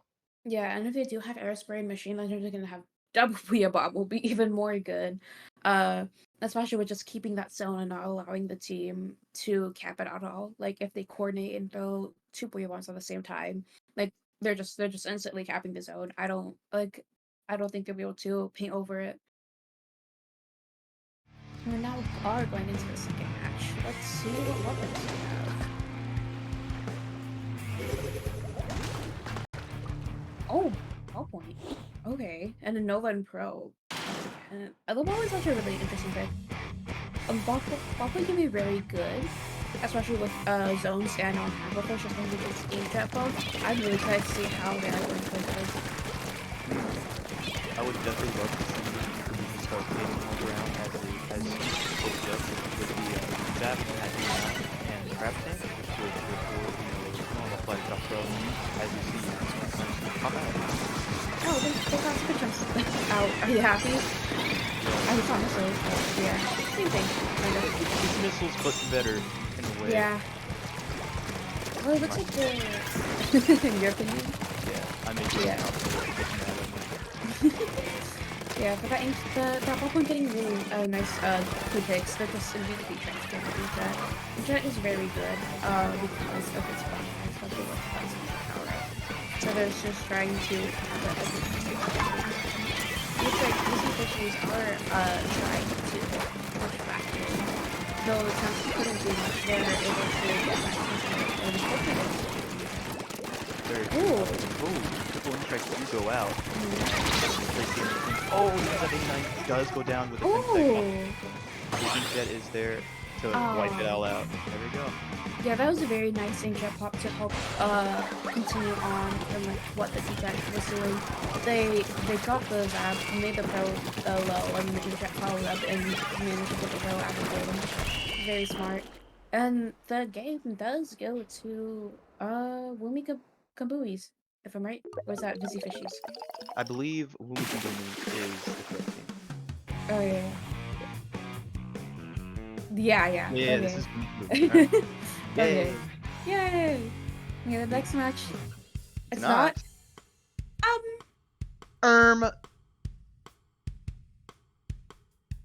No way! That confuses things. Well, now we know. Oops. Oopsie. So now we know that Fizzy Fishy has both won both games, and that Wumi Kambumi hasn't. So, I sorry did guys. not read. Sorry. Mm-mm. Okay, the I next am match. blind. The next match will be on Attack and Chill Undertale. I promise this time I will not mix up the teams. Yep. I'm actually hoping that they do keep actually no. I would say they would like the ball point, though the ball point would have to ride tower, and Inkjet is not good on tower. Though I am hoping they do have some type of splatling or long range weapon, because it can be very good on Undertow. Maybe even an Expo. I personally really love playing Expo on Undertow. Me personally, I would love to see just a Splat Charger or a ZF Charger for Undertow. Yeah. If you get on those window platforms at the very top and you take control of them, they either have to displace you or charge at you, which the enemy with your ally, they can just come in and they can kill them. So that's what I would do. Yeah, chargers are very good on Undertow. I'm really hoping to see at least some type of backline on here. Hopefully a charger. I would love, I'm not even joking, I would love to see a Gootuber. Me too. That's because it has missiles. Goober! Yep. Goober. I love Gootuber, it's so fun. But now we get to see a Nautilus and a normal NTAP 75 with a Oh, Nova. the Nova! Yeah. Alright, so the machine and the Nova do start taking control mid, while the other two start picking up as well. Yeah, they're going to be with they're not their way off. They're probably not power. Wumi Kambumi is being forced to back up, and the machines are being benefit from this. They're both in a really at the same time. Okay. Fizzy Fishies do both go down, and now Wumi Kambumi is able to get on tower and hopefully get with a really nice push in. Mimi Kabuki does seem to be taking a lot of paint, but as you can see by the machine, it does have haunt, and it does have poison. But the machine does go down before it can really make any plays, and then Nova screws out a killer whale. Oh no, the Nova getting two. Oh my god. That was a very nice rail on their part, and they did a good job on handling that Nautilus. Now, Busy Fishies does have a chance to get back in, get the lead. They just have to make sure to position themselves correctly. And one Nautilus is going to be pushed back. They got the machine. This might be the end for Busy Fishies push. Though the Nova is now backing up. They tried to get as many points as they can, but sometimes those players are really good at sit on the very long. So now they're just making sure to keep the mark, possibly letting the machine know where they are. The machine is now pushing onto them, probably not getting a kill. The Nova gets one. Are they gonna get the second one? They're gonna push out and let your friends them. I do absolutely, I do absolutely love how, how the Nova is, knows it can run so very aggressively, and they're getting, really good splits, and they're doing a very good job of switching between just support, center spam, to just handling it themselves and then protect themselves, during that 1v3. Machine immediately pushing them onto the attack. This honestly might be game. Oh, but the machine dies. If that Nova can get the pick. Ooh, they do.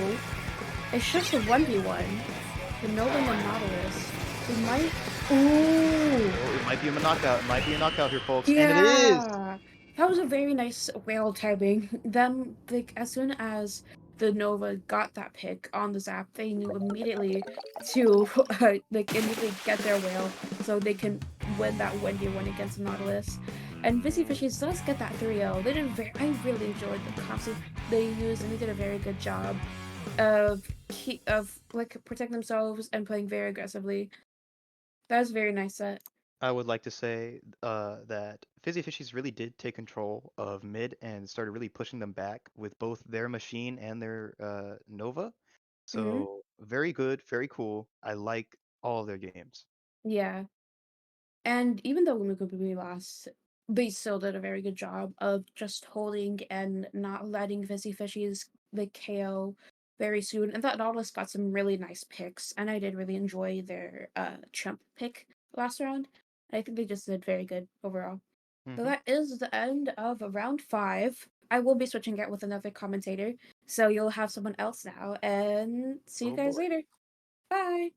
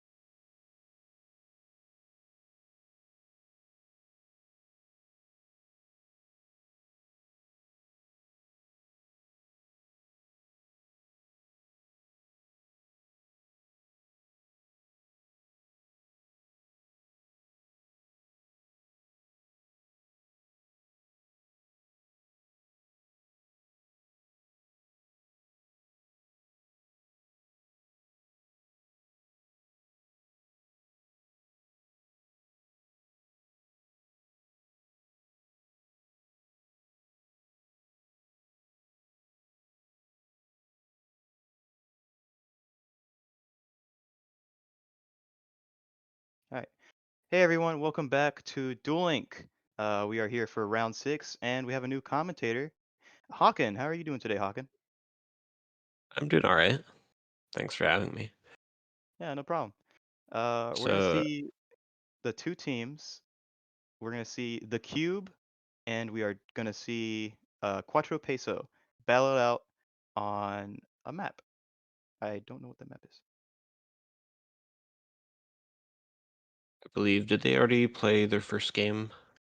Think so. Splat Zone's Flounder. Okay. So So, the first map is definitely Splat Zone's Flounder. Now that our informant has informed me. What do you expect to see here, Hawken? um, I'm not really sure yet. I mean, the easiest bet is Splash because, it's Splash, Yeah. but I'm not really familiar with the meta in 2v2s, but these teams have both been doing very well so far in the tournament, so Mhm. they're probably going to be playing some pretty good weapons as well. I would definitely, for one, I would love to see Ultra Stamp, or maybe I have a bias, but Tenta missiles. Because if you use Tenta missiles, it displaces them. Ultra Stamp whacks them on the head. Okay, so it is not Splat Zone's Flounder. Whoopsie doodle. Oh yeah, they already played the first game. It looks like Quattro Peso took the first match. Yep. So we're already up to a head start. It seems like the next game that they are going to play is, where is it?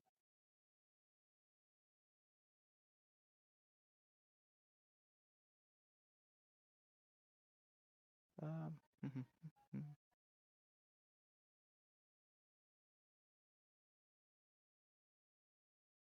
Tower Control Make 'em Work. Okay. And then what is the third match? Just asking. Or if you can put it in the chat.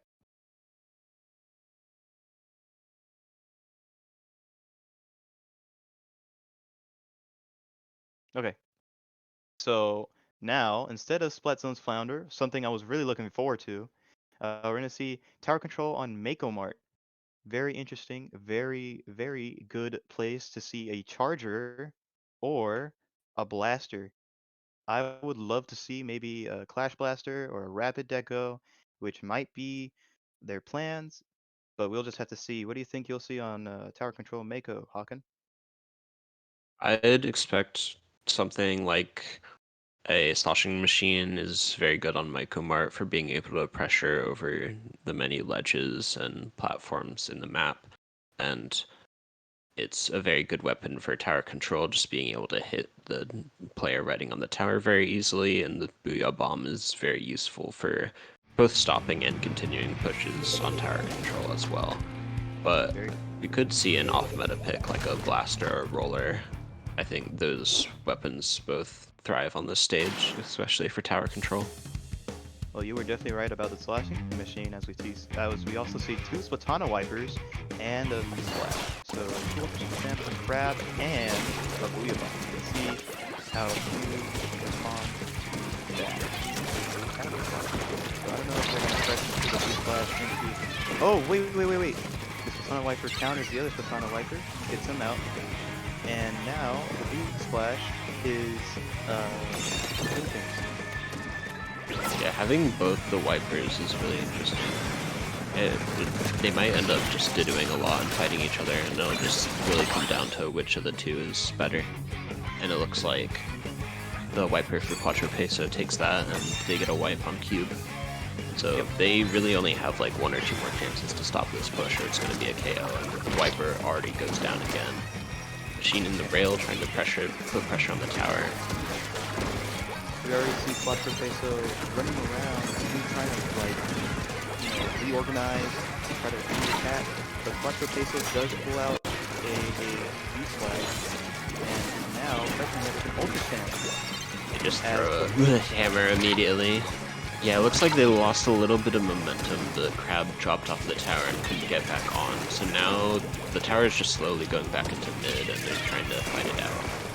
And Cube does get a pick on one of the members from Quattro Peso, so it looks like it's going to be back to even again shortly. But they may get start a push of their own. We do see Cube use Ultra Stamp and have a backup Booyah Bomb, which is really needed. So they're definitely applying a lot of pressure here. If Yeah, V-Splash- focusing the fight on the left side. Yep. If the V-Splash can get a little push in, then it's definitely power in. But we do see a Booyah Bomb slow out and a Crab Tank being popped. So 1v1 between the Crab and the Wiper now. Wiper just staying safe under ledges, making sure they don't die. Now the Splash is taken middle. But Machine from Cube coming in, putting pressure on them, forcing them back. We also see that Platana and the V-Splash are teaming up, but the V-Splash does go down by the Platana. Or no, but the Slossing Machine. And now they're gaining ground against the other Platana, and that's a wipeout. You drop through to push for Cube, and the Wiper player is already pushing up far into the right to try to take as much space as possible and put pressure. And now they have both their specials charged. Yep. We also see the Platana, well, once Platana is on the side of Cube. And now they're going to push up as Ultra Stamp goes on Crab. Crab does not immediately get it. Yeah, the Crab is still alive, but it's been distracted, so it's, well, sort of able to stop the tower push. It didn't get any kills though. Looks like the machine goes down though, so they have a huge advantage. And we see a wipe on the side of Cube as the Quattro Pacer starts tanking up with both V-Splash and Platana Wiper, now with an Ultra Stamp. Yeah, since Quattro Peso has the lead, they don't have to be as active as pushing. If they can just keep control of the tower and make Cube come to them, it'll be a lot harder for Cube to push in. For sure. So we also see Quattro Pacer try to push in a little more and start being a little more aggressive with both Torpedoes and Ultra Stamp coming out. Yeah, it looks like the machine mainly positioning on the Plaid. Looked like they dropped mid, trying to fight around the tower. Don't know where the Wiper for Cube is. Oh, it looks like they're flanking in mid. The Wiper's fighting it out. Who will win? It's 1v1, but Quattro Peso takes it with a splash. Last man standing, and they'll continue to push the tower. Cube can definitely get a pushback if the machine does stay on the high ground, but we do see a Crab being popped and starting to put a little more pressure on the machine as both Platanas are starting to fight a little more. But we can only see what happens if the machine does get the kill on. No, the splash takes Oh, it looks like both the team members of Cube lost the 1v1 at the same time. It was a very separated fight, and it looked to be very close from both sides, but they just both died at the same time. Now it's going to be very tough to stop this push. Right now the machine, only one alive, barely manages to stop it. Wiper on the tower. It looks like they stopped it, but it's going to be a tough call for them to push past 3. especially with 18 seconds left on the clock. Cube really just have to make a godlike push to try and take back all that space that they've lost. As Machine stays on tower, Platana starts distracting the other two on Quattro Peso. Torpedoes flying out, and nobody on They tower. need the tower, they need the tower. And What are they doing? No! Oh, Ugh. That's A the very- tough part about the end, is you need to keep someone on tower, but it's just so hard to fight. It very- makes it a lot easier a for very the other team to take space, yeah. But the round does go back to Quattro Peso as we go into flat zones. I think. Museum, I believe it was. I believe it was museum. Okay. I need like a map list somewhere, but bleh. The Splatzones Museum, that's going to be a very interesting map. What do you think you're going to see here from this match, Shotgun?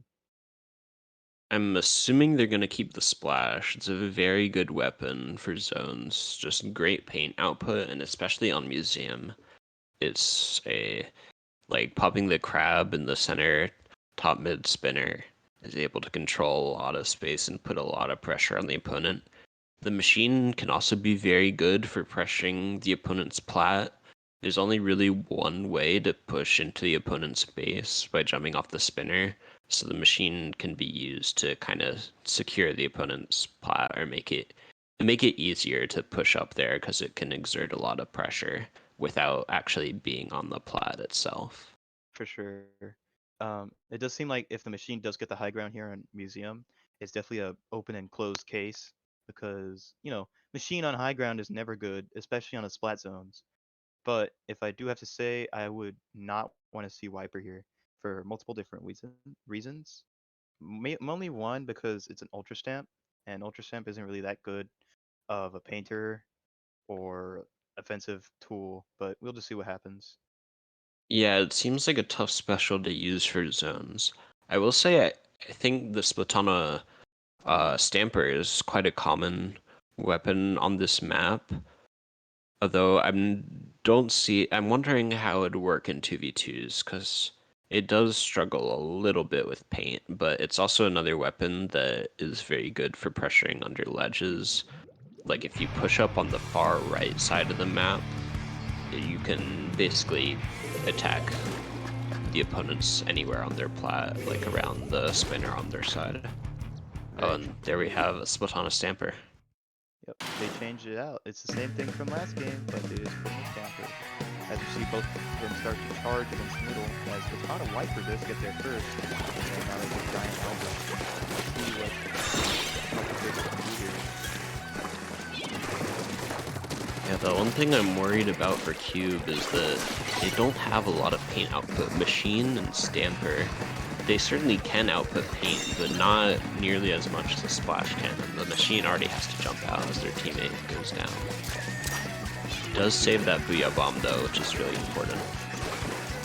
We do see an escape. So now we have a 100% in the enemy base as both of them are misplaced. Now it's a 1v1 against Stamper and V-Splash, which Stamper, without being super trained, can't really do much. But, oh, it does pull out a zip capture. And This could be a huge play. Yep. And their teammate, the Machine, drops quickly on right to try to put pressure, but now they're alone as the Stamper is recalling from the zip. Stamper fighting the Wiper here. Which one will win? The Wiper barely takes it. They were super weak. They still have control of zone. Machine is gonna need to 1v2 them, but it's looking grim. Yep. And Quattro Peso does take it with a 3-0, I believe. So very good on them. That was a very, I would have to say, it was a very lockout heavy match, but Quattro Peso does take it, and we will see what happens in the next round as we get seated for gold bracket, which, if you guys are lucky enough, you guys will get to stay and watch. It's going to be a very interesting bracket, of course, but I'm not going to be here for it. I gotta go. So, just want to say my last few goodbyes. So yeah, Hakan. Yeah, it was a pleasure commentating with you, Mm-hmm. even if it was only one match. But It's something, you know. yeah. Commentating. All right. Well, goodbye, everyone. We'll see you in the gold brackets.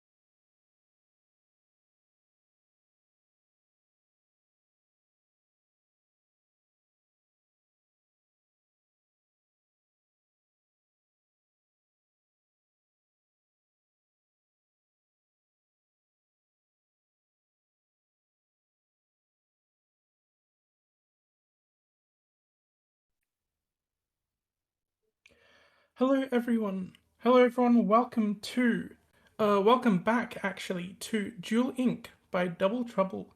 We are at the moment entering Top Cut, the first round of Top Cut, and we'll be seeing Kalma and Farewell. But before that, I'll introduce myself. I'm Lily Gravy Bread, and I'm here with Hawken. How are we feeling today? I'm very excited to be here. I'm excited to see this fantastic 2v2 tournament as well as we get into the final rounds. Yeah, I'm super excited as well. I've only commentated one round so far, but it was very exciting, and there's definitely a lot of top level teams in this tournament. And as Pika's saying in chat, it's the biggest Duel Link ever, which is crazy.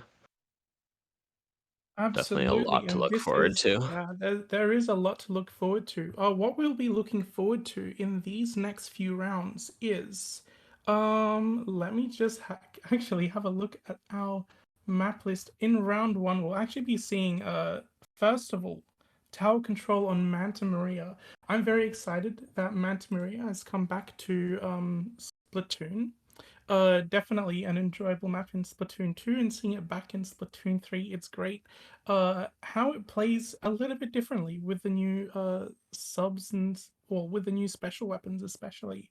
What do you hope to see, especially in tower control on this map?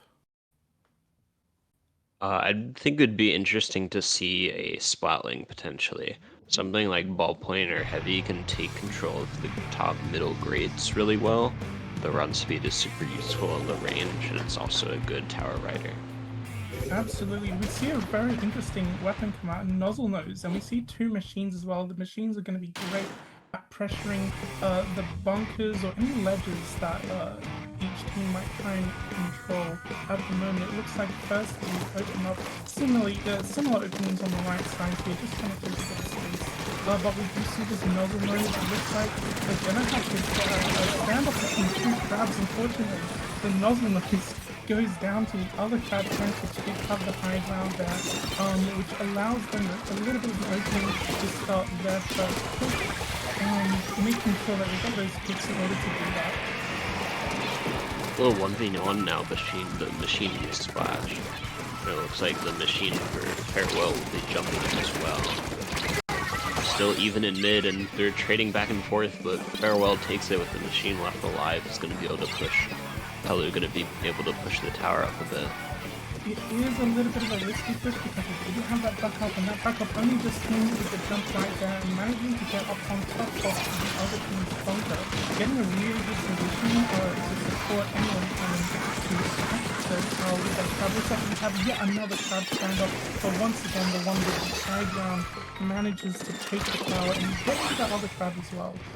Getting another wipeout even on the other side of on the other team. Looks like this is going to be an opportunity, at least for Kalma, I believe, to start riding tower and push up ahead as they got their shot. Yeah, that was a huge wipe to allow them some space.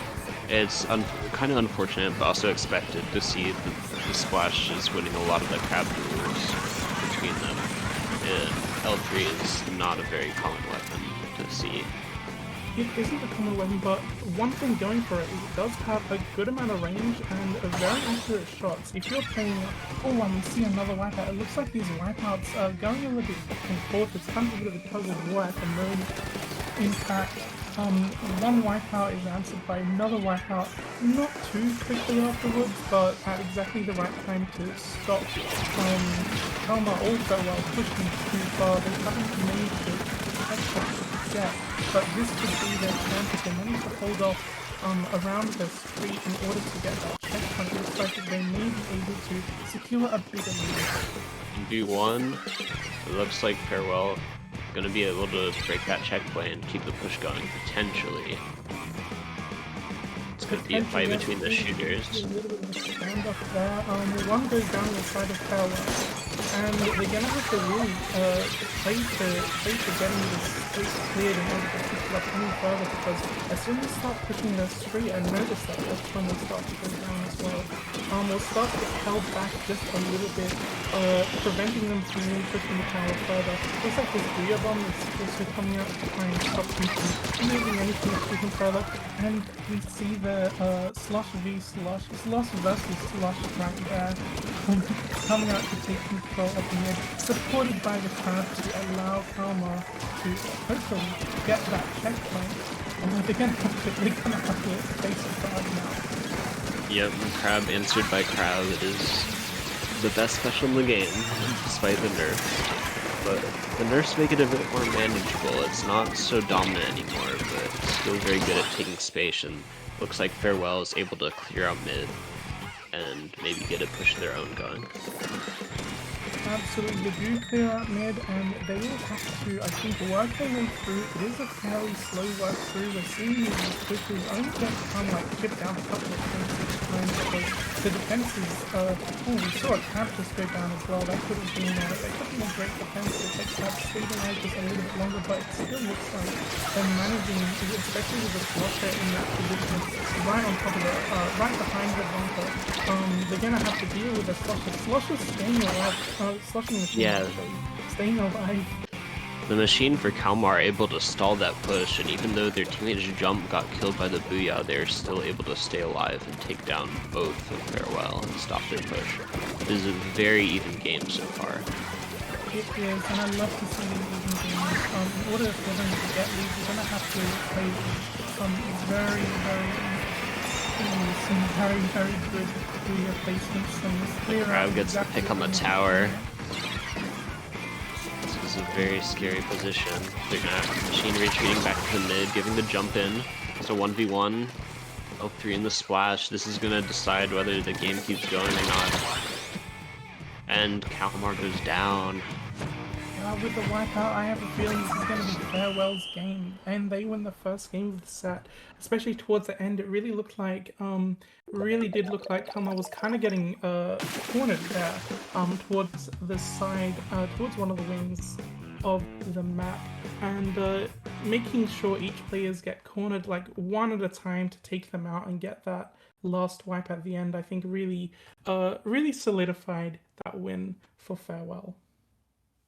Yeah, Kalmar they were able to get some solid pushes, but everything they had just was getting answered by Farewell.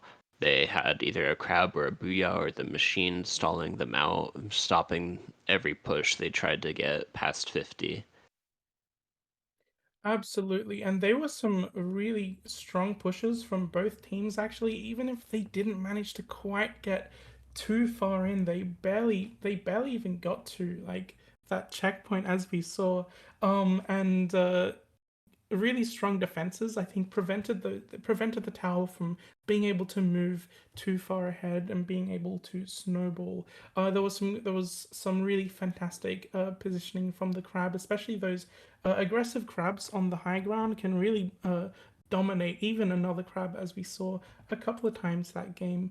We are going into the second game at the moment, and I believe this is going to be a counter pick.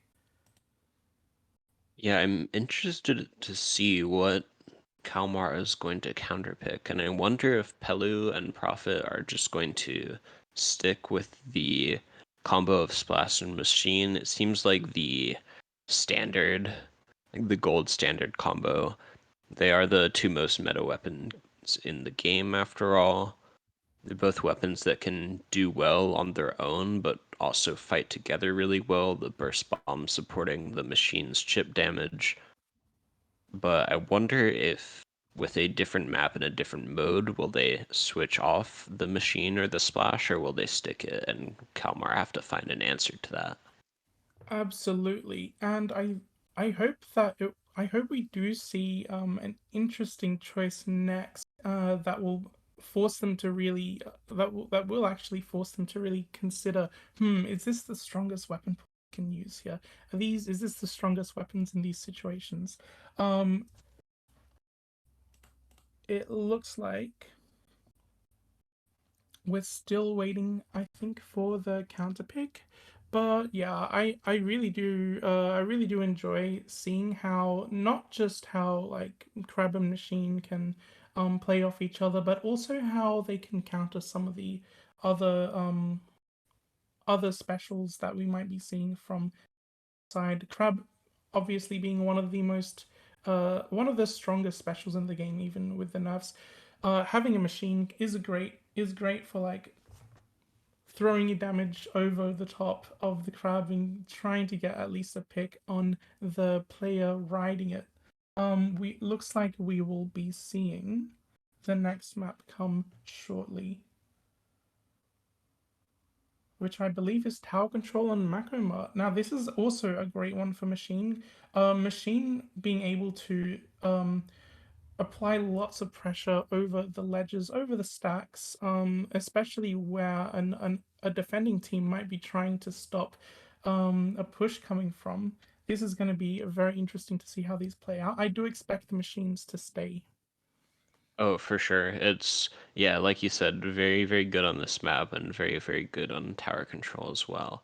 I'm interested if they'll commit to the L3 because though it does have unique strengths, I think it's definitely held back by the curling bomb. I think any like top level competitive player would say, "Oh, I'd much rather have burst bomb compared to curling bomb. It's just so much more useful for applying pressure and that chip damage." But maybe they might stick the L3. And a brush instead coming out from Kalmar. I was not expecting that. Same comp from Farewell. This is going to be this really one's interesting. Very interesting. The Neo Splash I think is a perfectly fine choice here, especially more common on the Tower Control because you do have a suction bomb which can really apply some pressure over the Tower Rider to move around. We do see our first white 15 seconds of the game, giving Kalmar an opportunity to go on, even though one of their players got picked off early on. It looks like they're being able to jump up onto the tower to provide some support for the machine. Oh, but the brush jump goes down to the suction.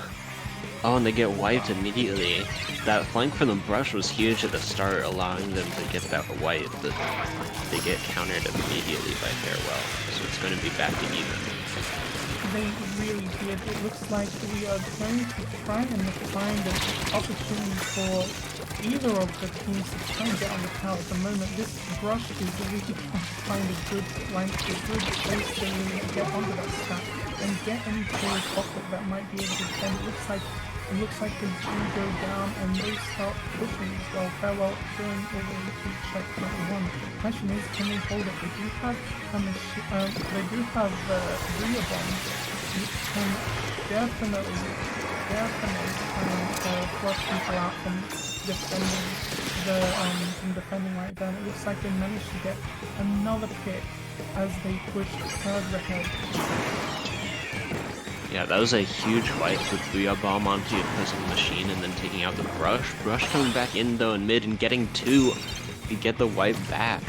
Great defense from Kalmar. They did lose 1 checkpoint, but they were able to defend their second one. And now they're putting pressure on the opposing. Yeah, we're seeing some great swapping there to push those players a little bit further away from their smack. Hopefully they can use this to get their push going even further, and that wipe is just going to help them even more. You can see how Kalmar has their machine their machine Booyah at the ready to help them take the lead right at this point as well. But oh, that Booyah is going to go down to the strike though, and now another wipe. They were able to get the lead though. The brush going into the opponent's plat and stalling them. My Yeah, jaw this has is hit the floor by that defense, being able to get the Booyah right as they were in the right at the perfect time that they absolutely need the Booyah. They were absolutely denied that. Even though they do have a tiny lead, we've still got 2.5 minutes of the game left. Yep. And that brush is on their own on the right side, and the machine gets the pick, sloshing over the stack on them. Now Kalmar's machine is stuck in spawn, getting specialed. Both of them going right, trying to defend that tower. It's got a 2v2, trading out. Brush gets the tower. It's the Brush versus the machine, and a trade. But Kalmar is respawning first. Yeah, I think it's gonna really come down to who can control the map as quickly as possible because there's only like a 4-point difference between these scores at the moment. It's going to come down to like how can you actually stop the defense? How can you push the tower just that little bit further? Which areas of the map can you get control over, which will stop these defenses from being effective? We can see the crash track coming out to try and get anyone off the tower, but we can see that also they're being pressured by the machines that really did not want them to stop that push. And it looks like the Wipeout is going to eventually move the tower back to mid. Almar's gonna need to get a break and break through the opponent's checkpoint if they want to win this. Trading again, now it's the machine versus the Neosplash. The Neosplash just backing up on the right side, building special, getting ready for that strike to stall the push again, and they're using it already.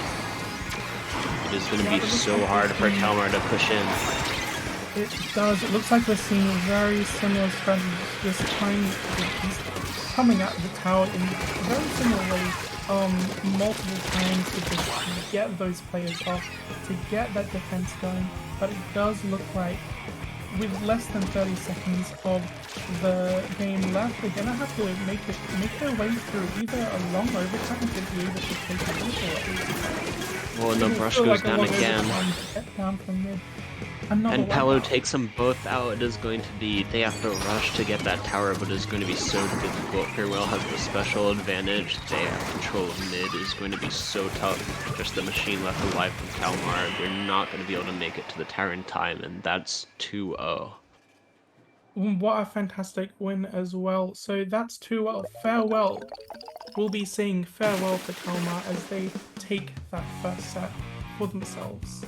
And what a fantastic first set that was. Both games were extremely close, and we saw some incredible defenses actually from both sides. I had no idea who was going to win either game, but it was great to see both of them played out like all the way through. Yeah, that was so intense. Kalmar beating the Farewell's push by like 3 points, and then Farewell pushing it back and getting for a 4-point lead over Kalmar, and that ended up being enough to win it. It was just so close, just a matter of seconds on their pushes being the difference, just how long they were able to hold on to that tower. Absolutely, and I think having so much of the map their color, so much of the map painted up exactly how they needed it to be will prevent Kalmar from being able to move up too quickly to that tower to get their final push going. And wow, that was fantastic to watch. Both teams did such an incredible job.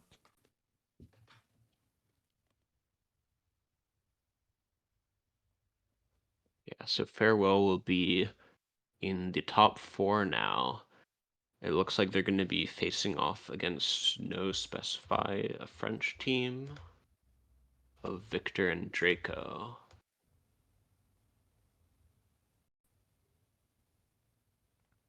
And then on the other side of bracket, we're waiting for the other matches to finish. It looks like Ambush 80 2-0'd Cube, or the full team name. How does it feel to be trapped within the cube? I'm not sure I want to know. And then How we does have it feel to be Quattro. trapped within the cube? What a great team name. We definitely have some great team names.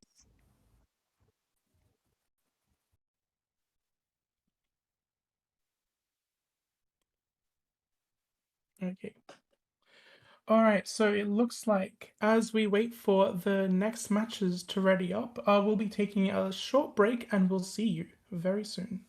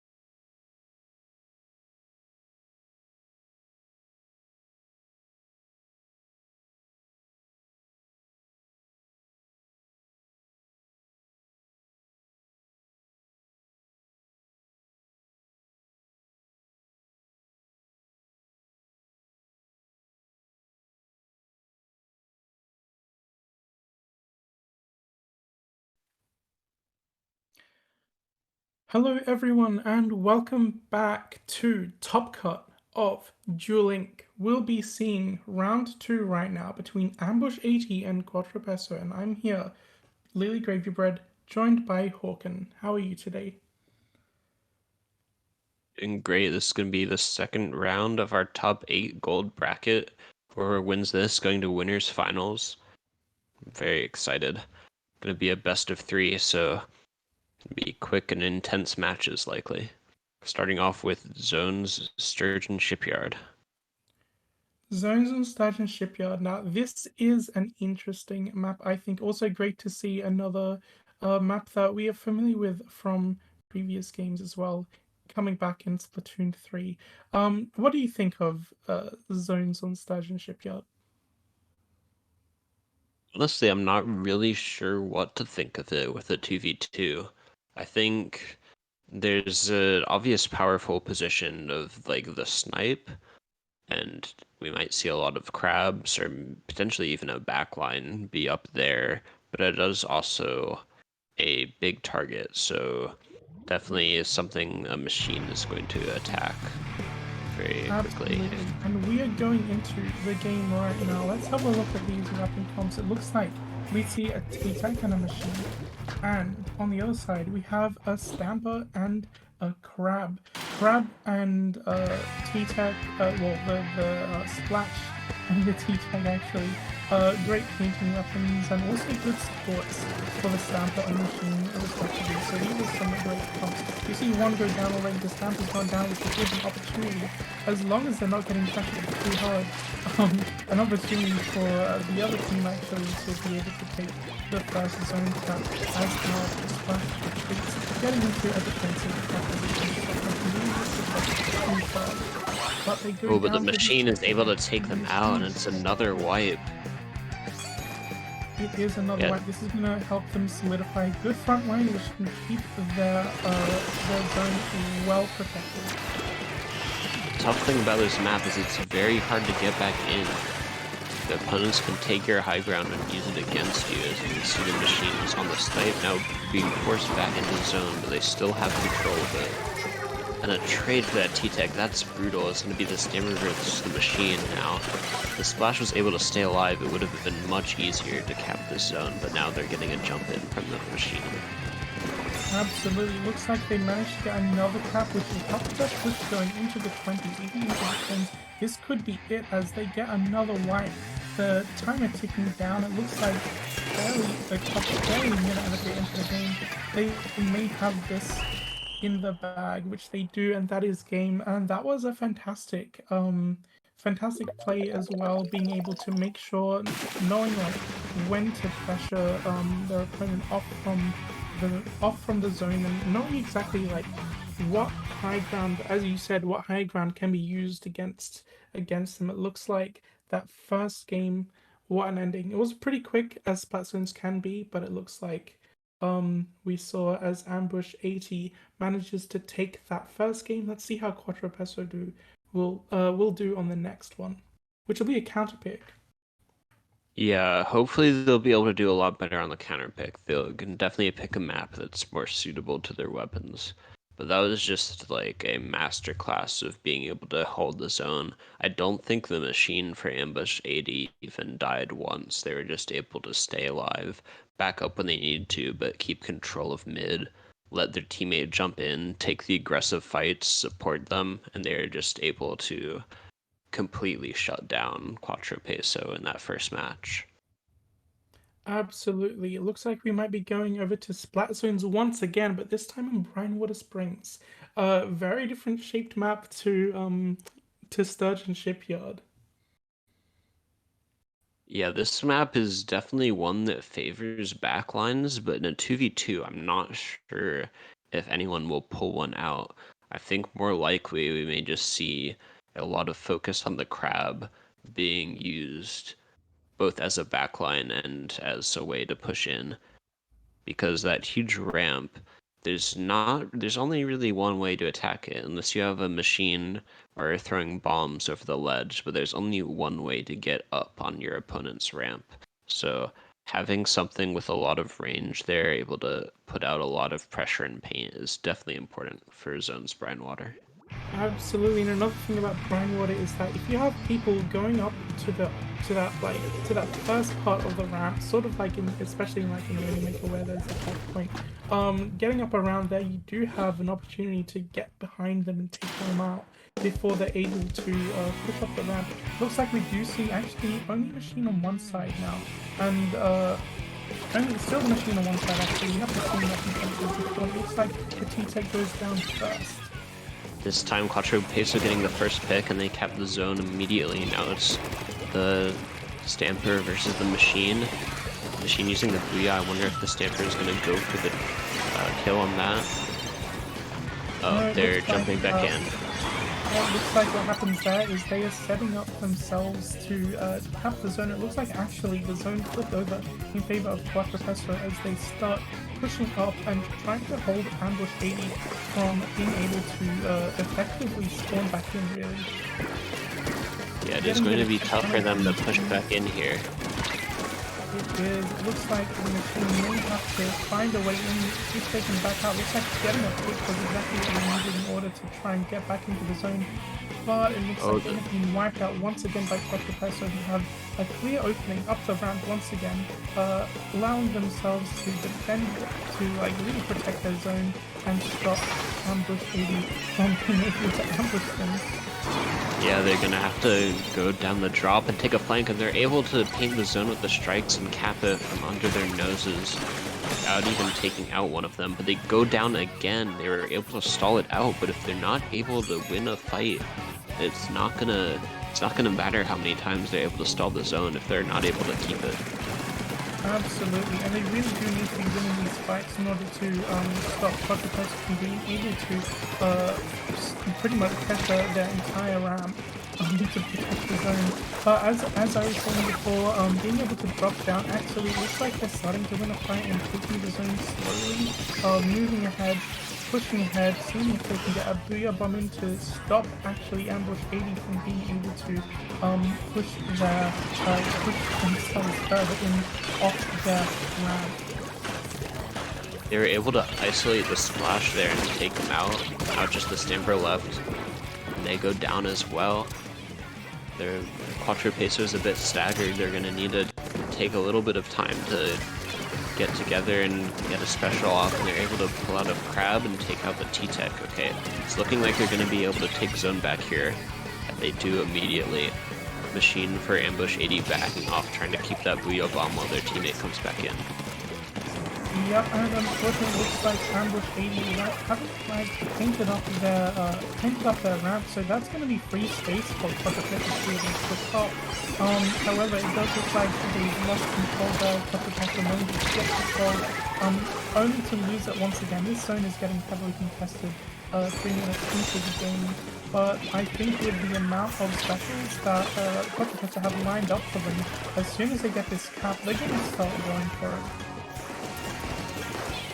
Yeah, Ambush 80 was able to close in on their lead a little bit. Quattro Peso is still pretty dominant here. They have a Crab ready. Both strikes and likely Booyah Bomb coming out from Ambush 80. This is pretty much their last chance to push in. They need to make something happen, but the T-Tech goes down. It's the Crab and the Stamper in the Zipcaster versus the Machine. They take them out, and that is it. Quattro Peso takes game 2, and now it's 1-1. 1-1, and that was a fantastic play from both teams. Ambush 80 being able to get that switching all the way down to 40.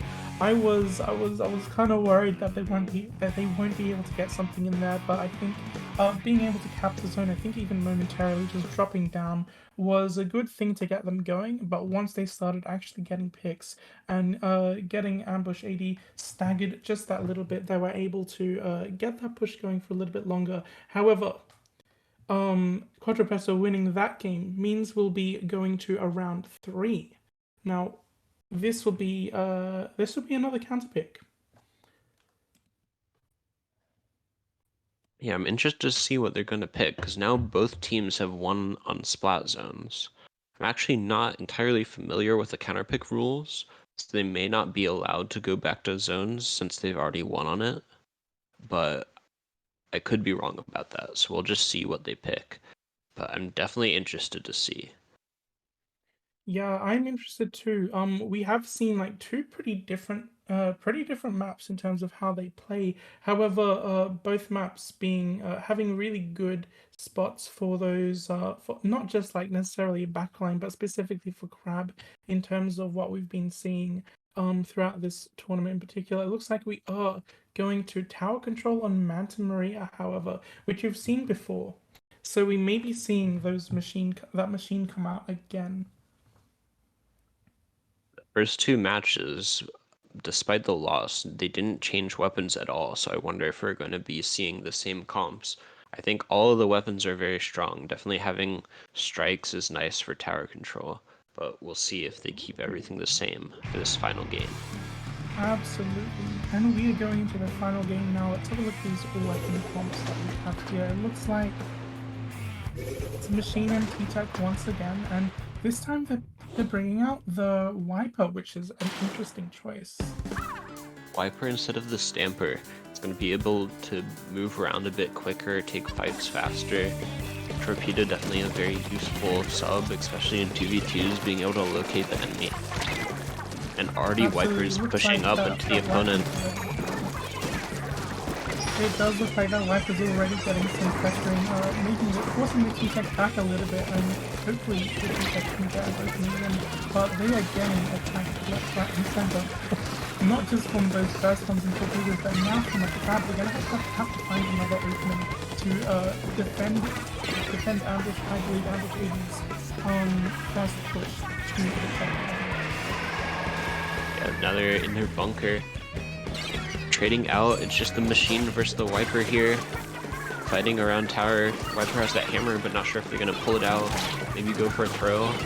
Machine still playing around the tower. T-Tech's able to jump back in, but they do use the hammer and able to get one, get two.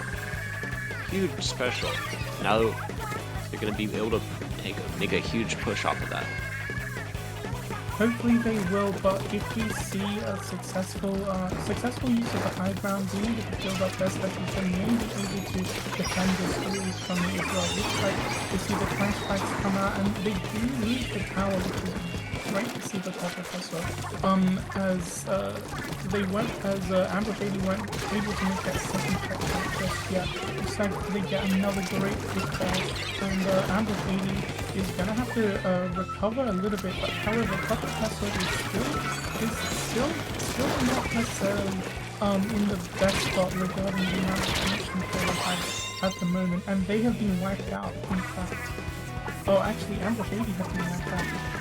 Yeah, I believe the colors are actually swapped here, so right now it's Ambush in blue and Quattro Peso in orange. But looks like Ambush getting the Booyah Bomb.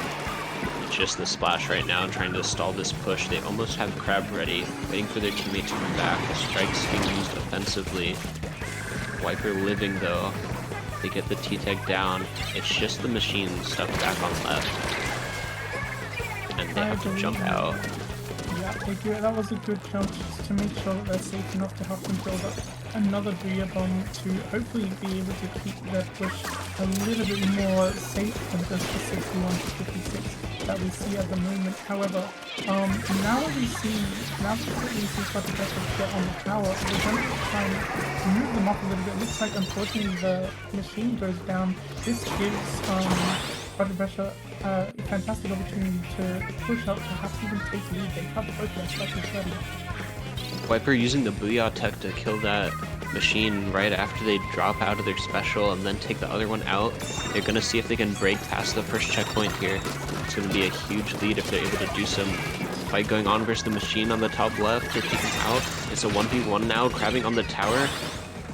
And they're able to take it. That's gonna be a checkpoint break. Machine gonna respawn, but not gonna be able to get there in time. Looks like we see the Stamper company, but unfortunately down to the Slushing Machine. So what's going to happen here, I reckon, is this is going to be a fight in the straight at the moment before either team are able to really get back on tower and really get both teams out of the way in order to do what they really want to do. Quattro Peso is playing so aggressive, the Wiper running in, trying to camp that jump, fighting both of them at once. They finally go down, but Splash has control of mid. They're just taking their time, trying to keep control, make sure Ambush isn't able to get a push started. Use that crab, taking out the machine. Now it's just the T-Tech having to retreat, but they're able to get a pick on the Wiper, but the Splash takes them out, and that is huge for Quattro Peso. Absolutely. It looks like this is going to be actually going to we'll probably be seeing them keep control of that tower. They do have their enemies painted up quite a fair bit, but now it looks like it will defense coming out. And with this splash down, this could definitely be the time for them to, with only 20 seconds left on the clock, the time to try and think about taking the tower, getting exactly the picks that they need to get in order to stop that tower going any more in the places they don't want the tower to go. And they're able to pick off the Wiper without losing a member here, using the strikes defensively. The Splash using the crab on the far left, getting the kill on tower. Machine's gonna have to ride tower by themselves. Wiper takes them out, and that is game. Quattro Peso taking it. And that is going to be Quattro Peso winning the set, I believe. Yes, they were able to, after losing the first, take the next two and reverse them. Absolutely. So really what intense. a fantastic round two. Pretty even games on both sides actually. In terms of the Splat Zones games we saw before, but now especially in terms of that tower control game as well. We'll be seeing Quattro Peso moving on to the next set, I believe. Will we? Yes, they're going to be moving on to winners finals. And winners finals is going to be a best of 5, I believe, and we'll be seeing them soon. But first, I'm Lily Gravybread, and I'm joined by Hawk, and I believe we'll be taking a break before then, so we can make sure that everything is ready to go. Alright, see you soon in winners finals.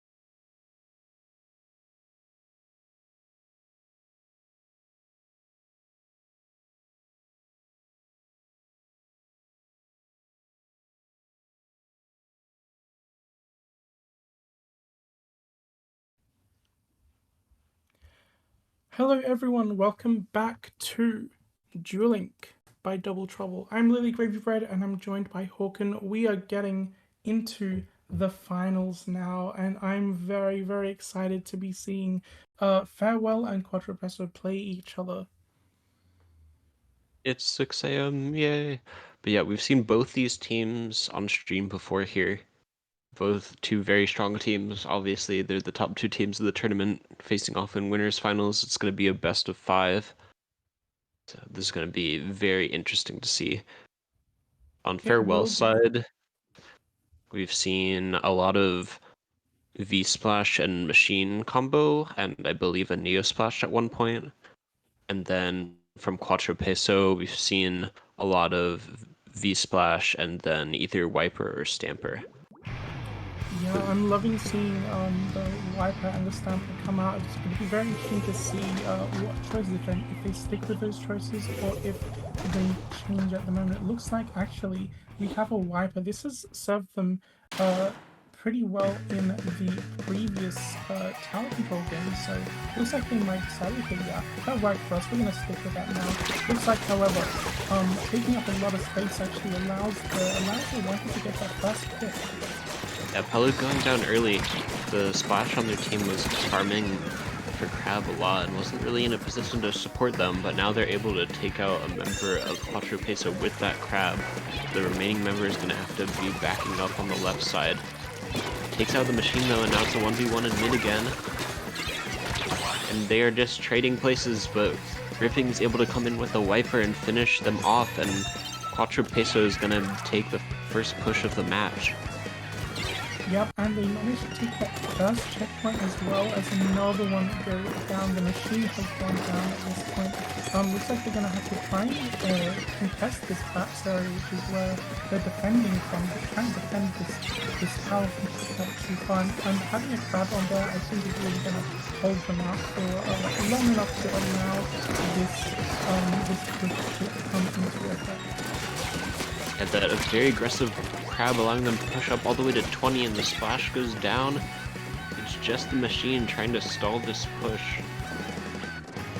It is, and they're really going to have to find their way in at this moment, try and at least get a flank out. It looks like they are managing to actually get them down and out with the Bria Bomber. They get a wipeout, actually, a wipeout which will mean that they'll have to spend quite a bit of time coming back into the perspective and making sure they have an opening to be able to secure the tower again.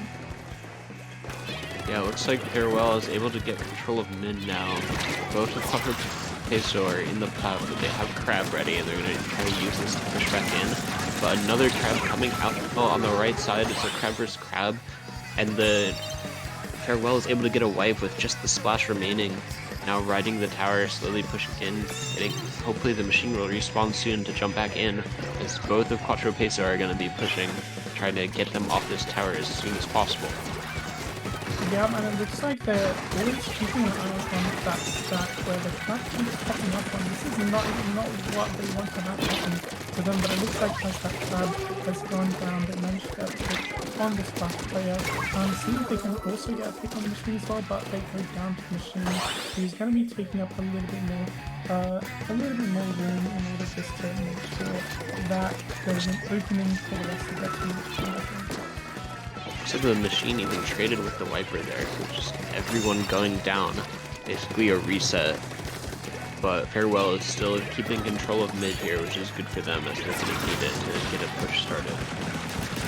Yeah, it's great to see that we do actually get a that Crab, but that Crab was going to be the thing that will stop them getting that first checkpoint and pushing it ahead with it.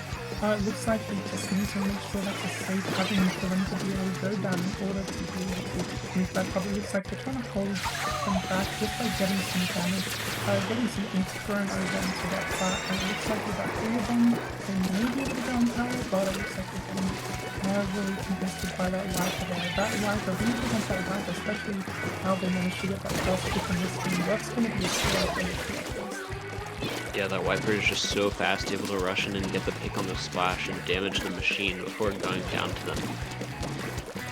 And and it looks like Farewell is having a ton of trouble getting the tower to push past that ramp. Quadrupace's defense is immaculate on that part. They do take down the Wiper though, not just the crab in middle, see if they can get the spot here. They're so weak, but they're able to jump out, and that is great. It is, it's so good to see. It looks like actually they get a pick on the splash and actually they get a wipe on that team. It's just that splash there now. Trying to pinpoint me to time it, and they're pushed down to 12 already. Providing jumps for the wiper as well to be able to move in and play fast straight around, see what damage they can do to stop their lead being taken away from them. That is a huge wipe onto Farewell. Now both members of Quattropacia have their specials ready. It is going to take a miracle for Farewell to take this game. The lead is so far in the favor. Oh, one member of Farewell even falling into the water. That's so unfortunate. That is unfortunate. It looks like this game is going to be ending at any minute now. No, I don't know how easily they'll be able to get into the tower and push that incredible lead, but it looks like with that wipeout at the very end, that is going to be game one. They were able to make it on the tower right at the end there, but immediately getting slayed by the Wiper. A valiant effort, but Quattropacia taking that first match.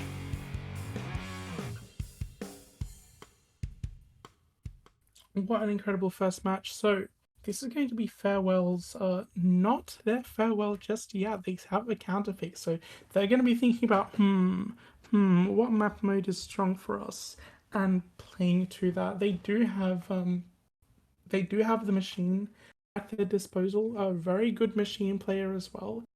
So we may be seeing a map mode that is very strong for machine coming in next.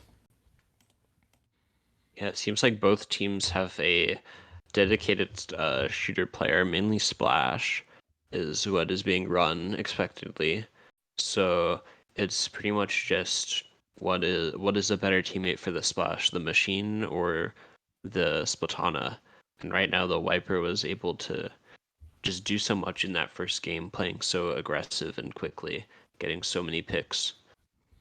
And Yeah, absolutely. I think having a Splatana Wiper by your side, especially for me as a shooter player myself, having a Splatana Wiper at my side who's able to go and skirmish around the other team and allow like some really aggressive pushes to come in is definitely always a big help. yes, I think it's also definitely map dependent. As you suggested, they may be picking a map that's more favorable to machine.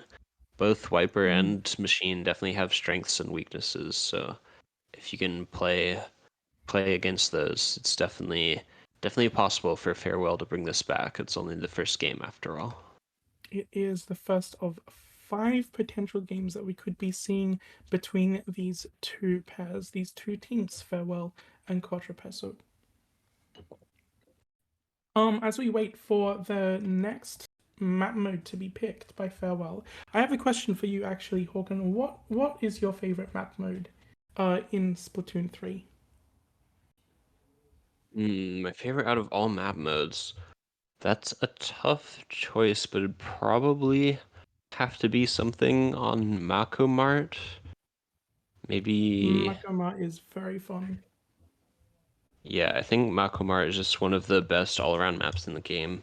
All the modes on it are pretty strong. Thunder Heights, another favorite of mine. Flower Heights, I like Flower Heights as well. We have seen a little bit of it can be a little bit controversial. It plays out very differently from a lot of the other maps in Splatoon 3. It looks like we'll possibly be going into game 2 at the moment. I really like Makoma as well. I think I've enjoyed Mako Zones in particular. I think is my favorite Splat Zones map in the game. I wonder what we'll be seeing next. What we'll be seeing very soon, actually. I think both of those maps are very strong for machines, so it's definitely possible we could see either of those here. We certainly could.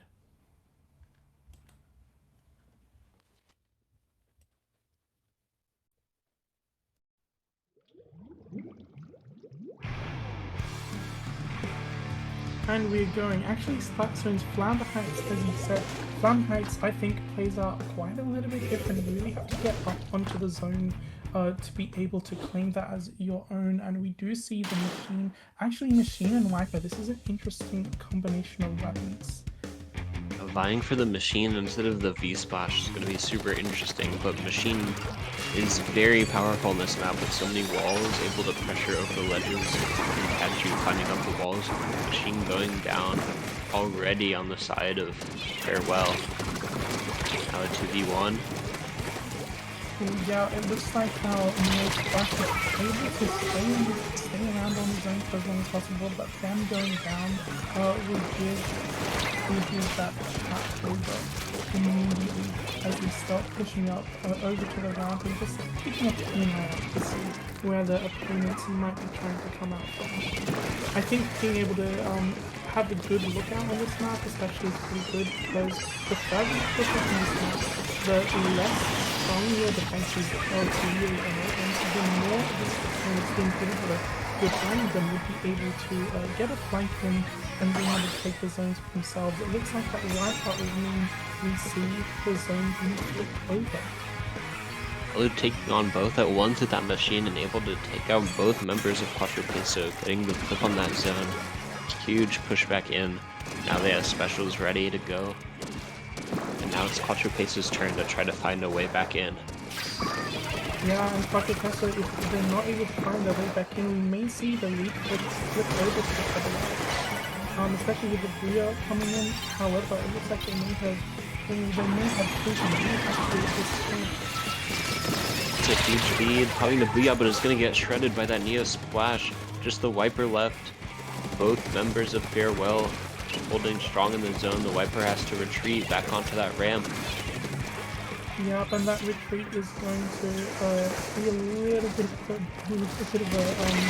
difficult thing to try and come back to, but they do have the hammer actually, but unfortunately both those players go down with 5, 4, 3, 2, and 1. That is going to be game. Dominant performance by Farewell after that first. They lost the zones at first, but we were able to push back in and hold it the entire rest of the match. Yeah, what a fantastic recovery, I have to say. I know that like Flounder Heights can be very much can feel like, oh man, if we lose control of objective, we're gonna lose the game. But being able to have the confidence to actually find a way back in and those zones painted your color again is what they did and what they managed to take lead with as well and get that knockout win at the very end. Yeah, that was a great counterpick on the side of Farewell. Definitely worked to what they wanted, and now it's 1-1 grand finals. Next team to win the 2 of the remaining 3 matches is gonna take the whole thing.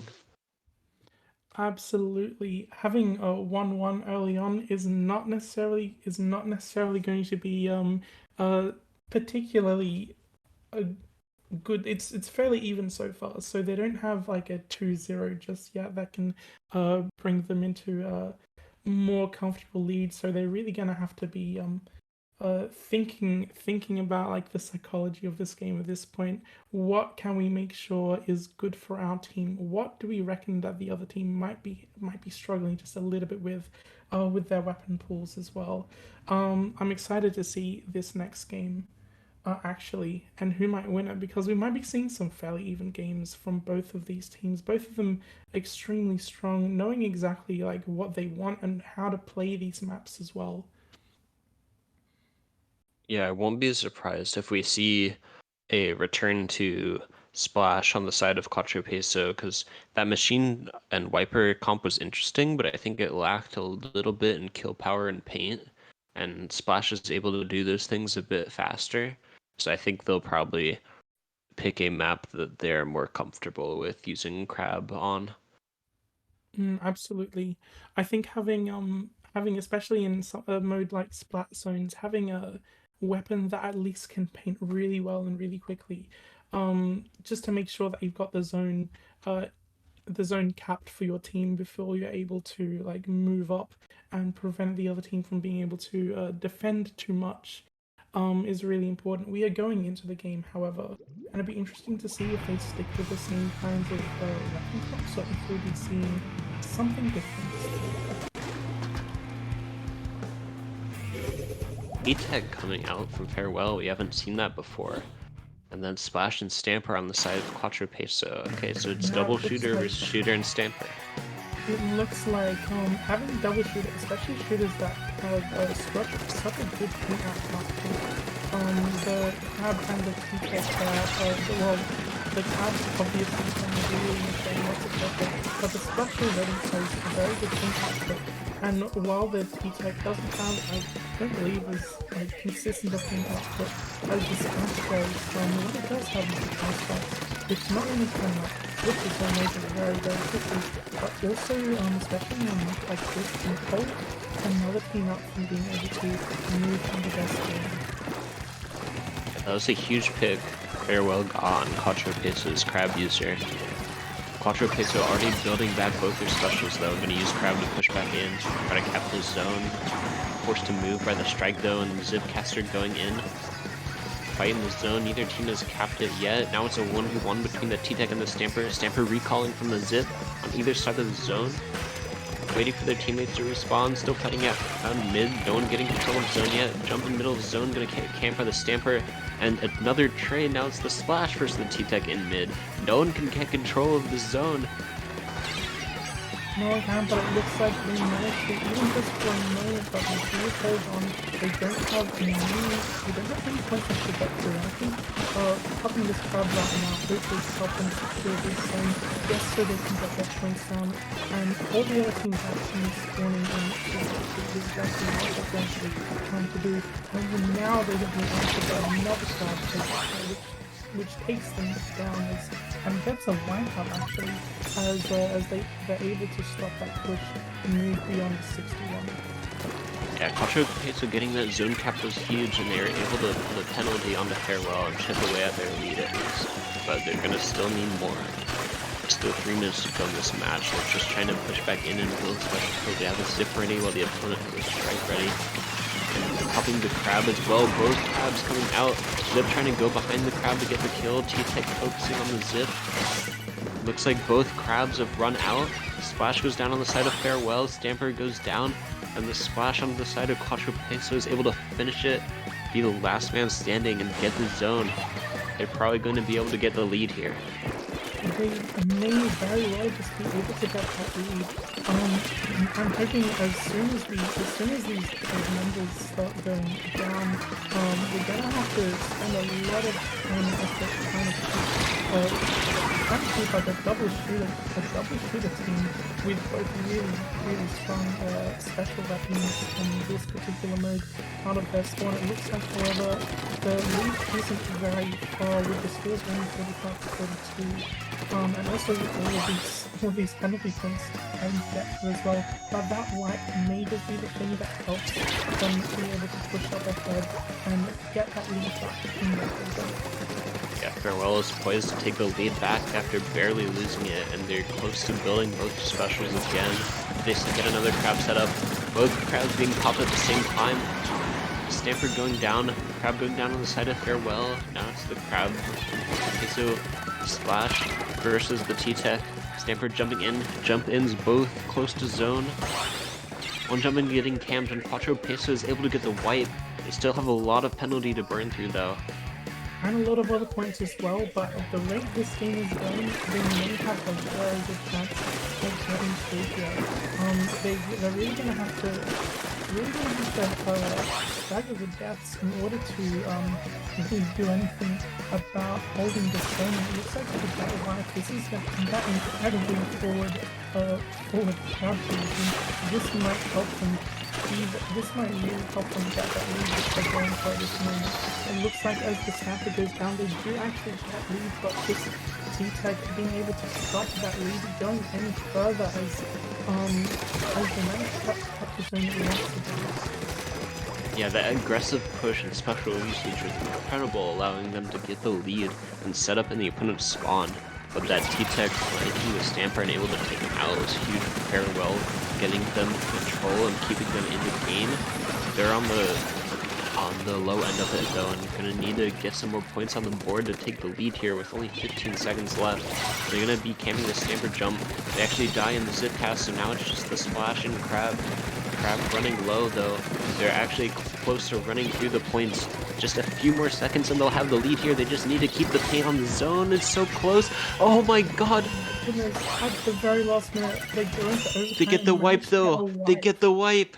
Quattro Peso Wow. getting the paint on the zone just as it is about to count down to 12, keeping it tied, but almost capping the zone in their favor. But Farewell able to stay strong, get picks on both of Quattro Peso, neither of them going down. That I've got intense goosebumps moment they were now. able to. That was I've got so close. goosebumps. I was on the edge of my seat, seeing that splash at the very end, being the only person alive as they're being pressured by that crab that's painting the zone, trying to stop them from winning or having the game go into overtime. I was like, man, this splash is doomed. This splash is absolutely doomed. There's no way they're gonna be able to win this, but it looks like they actually did win that game. Wow. That was incredibly close. I thought for sure Farewell was going to be able to keep the zone painted and it was just going to count down to 12 to 13. But Quattro Peso capping the zone in the end, almost bringing it back, but then going down, just keeping it so intense. But now they're going to have to use a different counter pick, see if they can stop Farewell's momentum. Farewell just needing one more win now to take the whole tourney. Absolutely, and I'm very excited to see what we'll be seeing next. We've seen a few Brine Water Springs Splat Zones games, so we won't be seeing this again. However, we will be seeing something a little bit different. This is going to be the choice of Quattro Peso. It looks like we're going to tower control on Undertow Spillway. This is an interesting map. I don't see it very often in tournaments. I'm not surprised though that Quattro Peso opting to not go zones after Farewell winning the last two on zones and losing the first match on tower control. Quattro Peso trying to bring it back to what they won on, what they are confident in. Probably going to be bringing out the Wiper again. We'll see though. Maybe not for sure. Yeah, I reckon the Wiper would be pretty good in terms of at least having those torpedoes being able to pressure the snipe areas and being able to like really scope out people who might be hiding just behind some ledges, just behind mid as well, to give them like a better idea of where their opponents might be positioning themselves.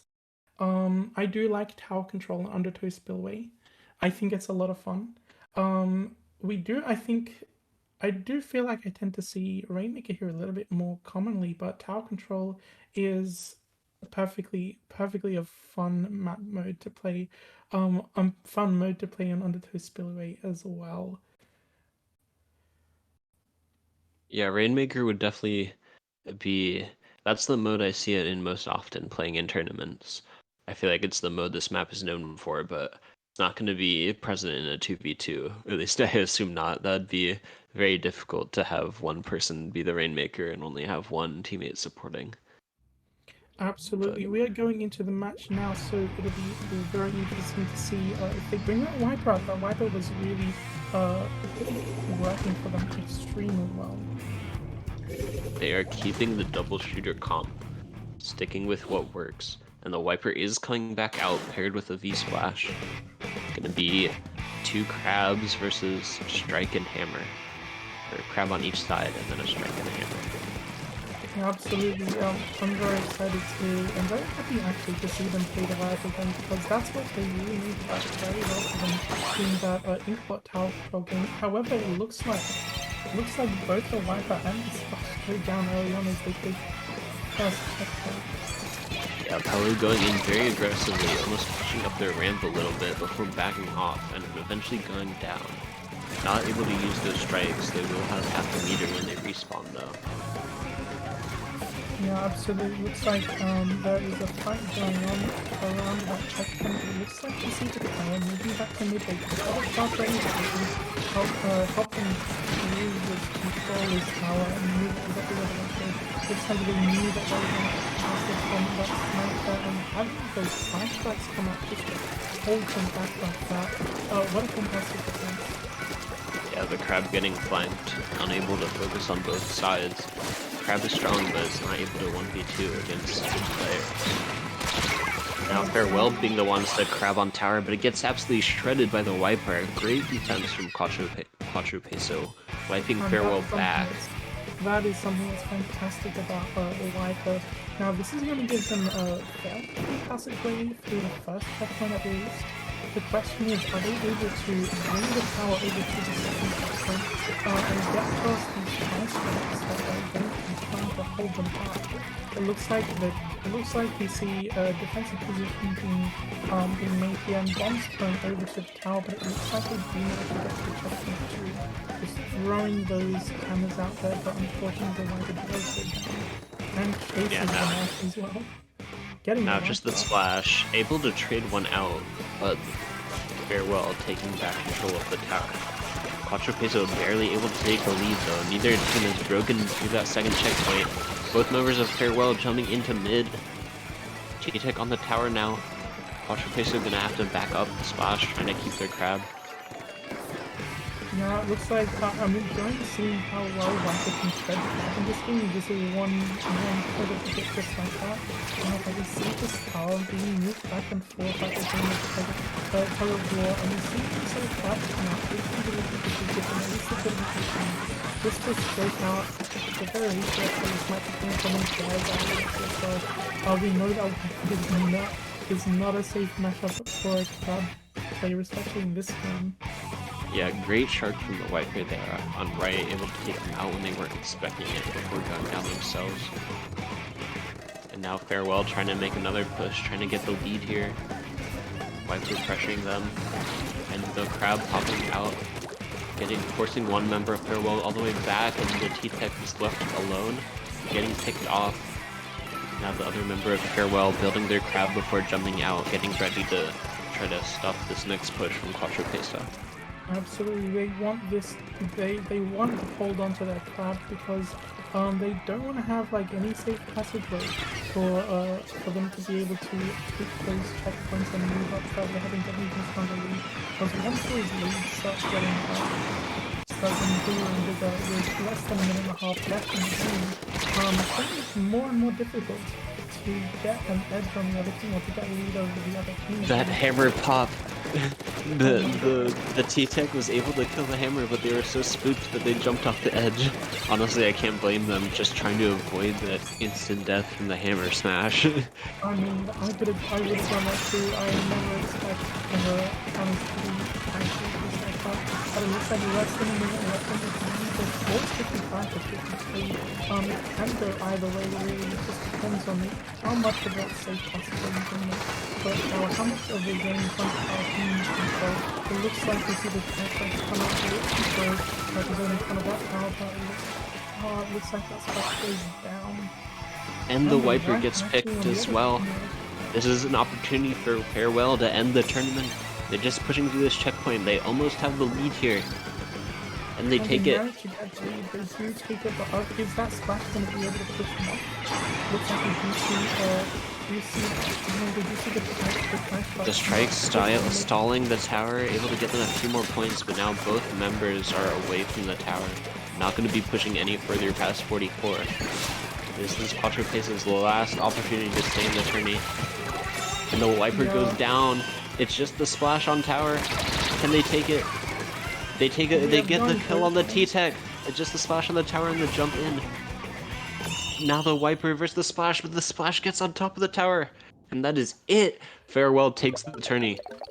Super intense final battle with the jump ins.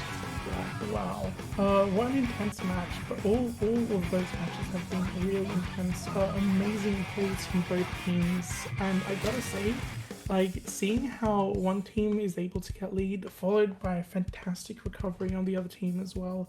All of these games have been really remarkable, but yeah, that is Quattro Peso, who is out of the finals now with 3 3 games won by Farewell. Yep, 3-1. Absolutely great performance by Farewell. All those games were so intense, so close. Quattro Peso had the lead going into the final minute, but Farewell keeping it clutch, getting that last push, getting like a 10-point lead and just able to defend in that scramble for the tower at the end, getting those final kills and able to take it. Huge, incredible performance from Farewell, and congrats to them for taking the tourney. Absolutely, congrats to them, and Farewell. We'll be saying farewell to this tournament as we will be saying farewell to all of you in a little bit. But before that, first, I just want to say thank you very much to the tournament organizers for organizing this really, really fun tournament, Duel Inc. And also, I just want to ask Hawken, where can we find you? Do you have any social medias that you can plug? Sure, I'm on Twitter at HawkenSR. I have a YouTube channel, I have a Twitch, but I don't stream very much anymore. So mainly the Twitter. But yeah, I do a lot of Splatoon stuff. I compete in tournaments, I play Salmon Run, I trying out commentating, table turf. I do a lot of different stuff. So feel free to follow me there. Hope There's so you much enjoyed So the much stuff you can tournament. do in Splatoon, yeah, yeah. And you can find me at on Twitter at Lily Gravy Bread. That's Lili Gravy Bread, as you can see on the screen. And I also stream on Twitch at the same username as well. Well, it was a great experience commentating with you. Really exciting tournament to watch and It commentate. was. It was, and I'm looking forward to more Duel Links in the future as well.